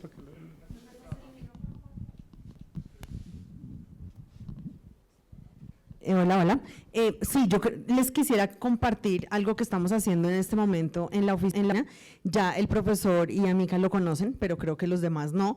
Y es que nosotros, dentro del marco de intervención de las acciones que estamos haciendo en Guajira, identificó la misma comunidad, no nosotros, una comunidad rural en la cual hay una escuela que funciona como internado. Porque, como ustedes saben, digamos, en La Guajira hay una altísima dispersión de población y las distancias pues son bien importantes. Entonces, en esta comunidad hay más o menos 90 niños, 193 son internos y algo más de 80 que pues, digamos, son externos, pero todos atienden la escuela y es una escuela que tiene hasta 9º grado. Y tiene hasta 9º grado porque no han podido certificar 10º y 11 porque no tienen centro de cómputo. Entonces, parte de las acciones que estamos haciendo nosotros es que la misma comunidad priorizó esta escuela y con una subvención que se está haciendo entre el laboratorio y gobernabilidad, se está haciendo un proyecto para que la misma comunidad construya unas soluciones energéticas. En este caso va a haber un aerogenerador que va a lograr pues generar la energía, perdón la redundancia, la energía necesaria para conectar un centro de cómputo. Y con ese centro de cómputo que está alimentado por un solo aerogenerador, pues se va a habilitar 10º y 11 para esos niños que hoy no se pueden graduar del colegio porque pues el colegio solamente está certificado hasta 9º. Entonces, eso es una solución que en realidad es una solución supremamente económica, que eso es parte de lo que hablábamos, Dalia, de que es una comunidad energética, es eso, es que la misma comunidad encuentre las soluciones que existen y que nosotros podamos llevar de una manera que es muy accesible es fácilmente realizable y que catalice el desarrollo de una población como estas. Entonces, ejemplos como estos, yo creo que son cosas que se pueden hacer, inclusive si no es el objeto preciso de nuestros proyectos. Si nosotros vamos a un territorio y vemos que hay una posibilidad de proveer una solución, así no sea un objeto central de nuestro proyecto, pero con nuestro conocimiento sabemos que, por ejemplo, con un pequeño panel solar o con un aerogenerador podemos construir una bomba de agua en una comunidad que no tiene, y es una solución que es muy fácil. Pues yo creo que nosotros deberíamos también como tomar la iniciativa para dejar ese conocimiento en territorio y lograr pues catalizar otros resultados que, si bien no sean directamente los del proyecto, pues sí obviamente catalicen el desarrollo humano en esos territorios. Eso es lo que quería decir. Gracias. Lisa, tú tocas un tema bien interesante, y es que las metodologías de apropiación del conocimiento, en las metodologías de apropiación del conocimiento, las comunidades deben ser los agentes propios de cambio. Si nosotros llevamos con la solución desde afuera, como le decía un compañero, no hacemos nada. Aquí tiene que ser desde adentro, y si lo vendemos de esa manera, se van empoderando de esos procesos, hasta llegar, quien quita, a verse convencidos de instalar más turbinas y poder venderle ahí sí la electricidad a otros sistemas. Pero desde ellos para los demás, no de nosotros llegarle con la solución inventada. No, creo que parte del ejercicio que hay que cambiar esos chips nuestros y los chips de la comunidad.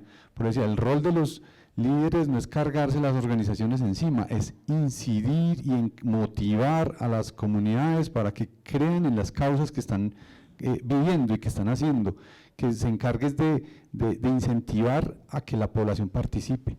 Y no encargarse de cazar convocatorias y de mantener con los papeles en el bolsillo, porque básicamente eso es lo que está pasando.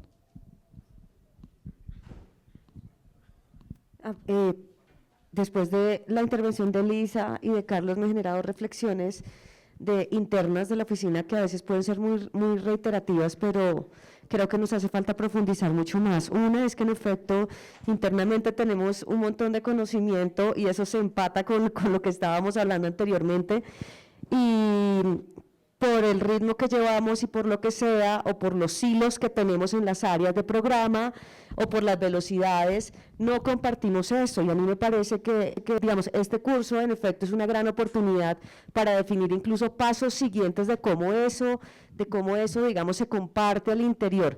Y dos, me pareció fundamental lo que dijiste, Lisa, de a veces también, y vuelvo a una reflexión interna, es la inflexibilidad o la rigidez de nuestras acciones y nuestros proyectos. Entonces yo veo una oportunidad eventualmente de contribuir con una solución en una comunidad, pero eso no es parte de mi proyecto.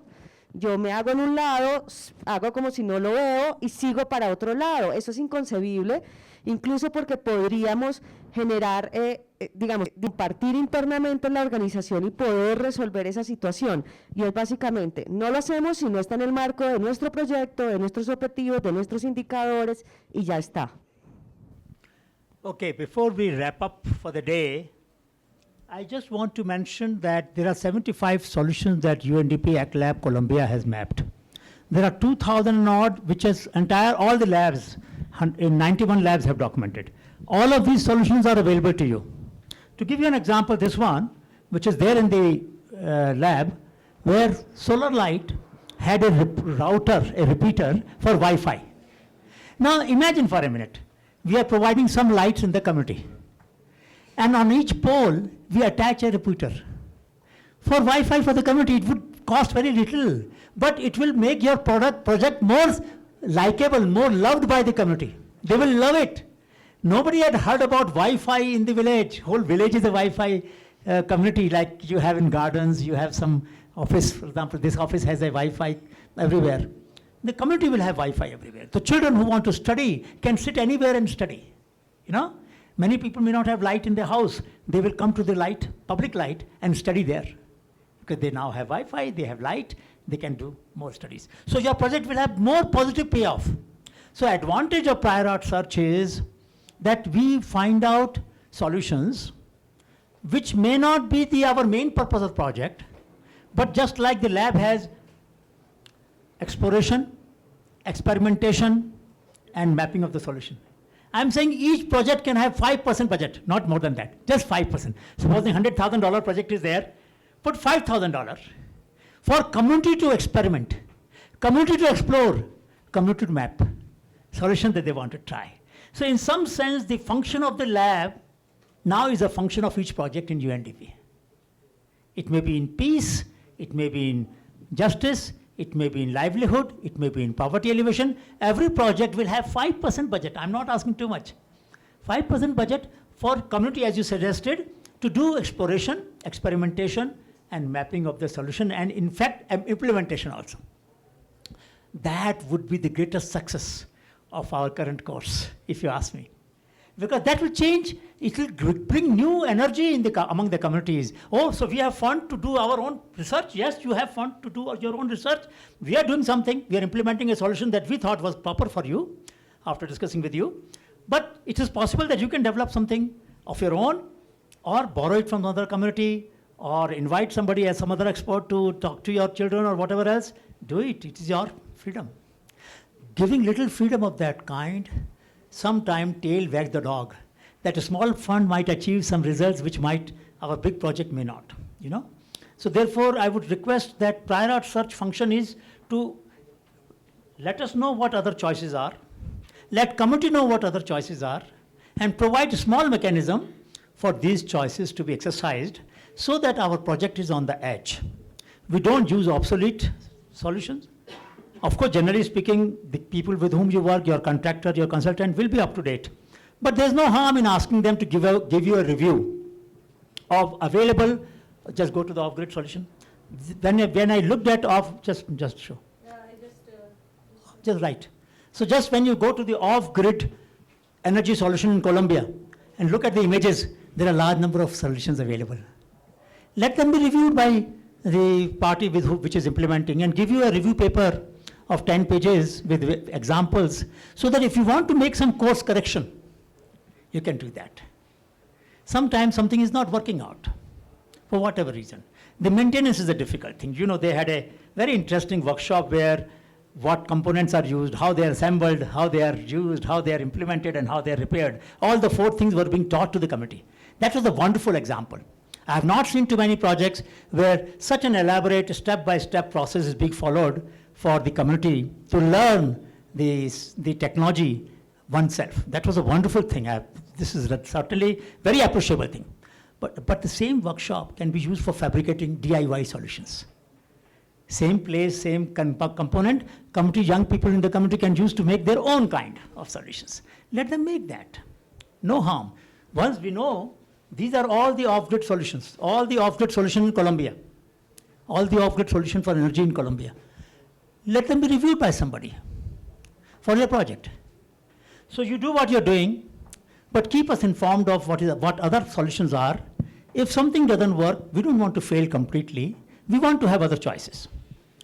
Please appreciate last line I will speak today. In 1981, I wrote a paper, Monitoring Rural Projects Through People's Participation. And one of the summary of that action research project was, if the original goals of the project do not undergo a change during the implementation, we have not had the participation. Today, you heard the community saying, you know, in the case of simulation, no, we don't want energy, we want water and so on, right? I think, because they knew the problem, they knew the history of what you were saying. But many times, our original objectives may undergo change, may require to be undergone change through the participation process. And that is a very powerful indicator of participation efficiency, that if you have worked with people and your goals have not changed, something's wrong. That means you are so smart, you can anticipate the community needs to the last detail? No, we are not as smart as that. There is no methodology which no matter how, I may have worked 40 years in a profession, I may still not be able to anticipate all community needs anywhere. This is a process of learning, dynamic learning. So I will just stop here. The prior art search is a very useful tool to find out what has been done before, incorporate them in our project, in our technology, in our innovation. And as we will see in the next class on intellectual property right, whether we need to protect something or not will depend upon whether it is novel or not. And that will require prior art search. So my request is, take up any one solution each one of you take up any one solution. Tomorrow find some time to do parallel search on that solution. Conflict resolution, peace, justice, poverty alleviation, governance. And just bring a small paragraph or 2 paragraph or 1 page of review, printed or typed, or send it to your email address, and we will pool these and share and start with them our next session. All right? Thank you so much.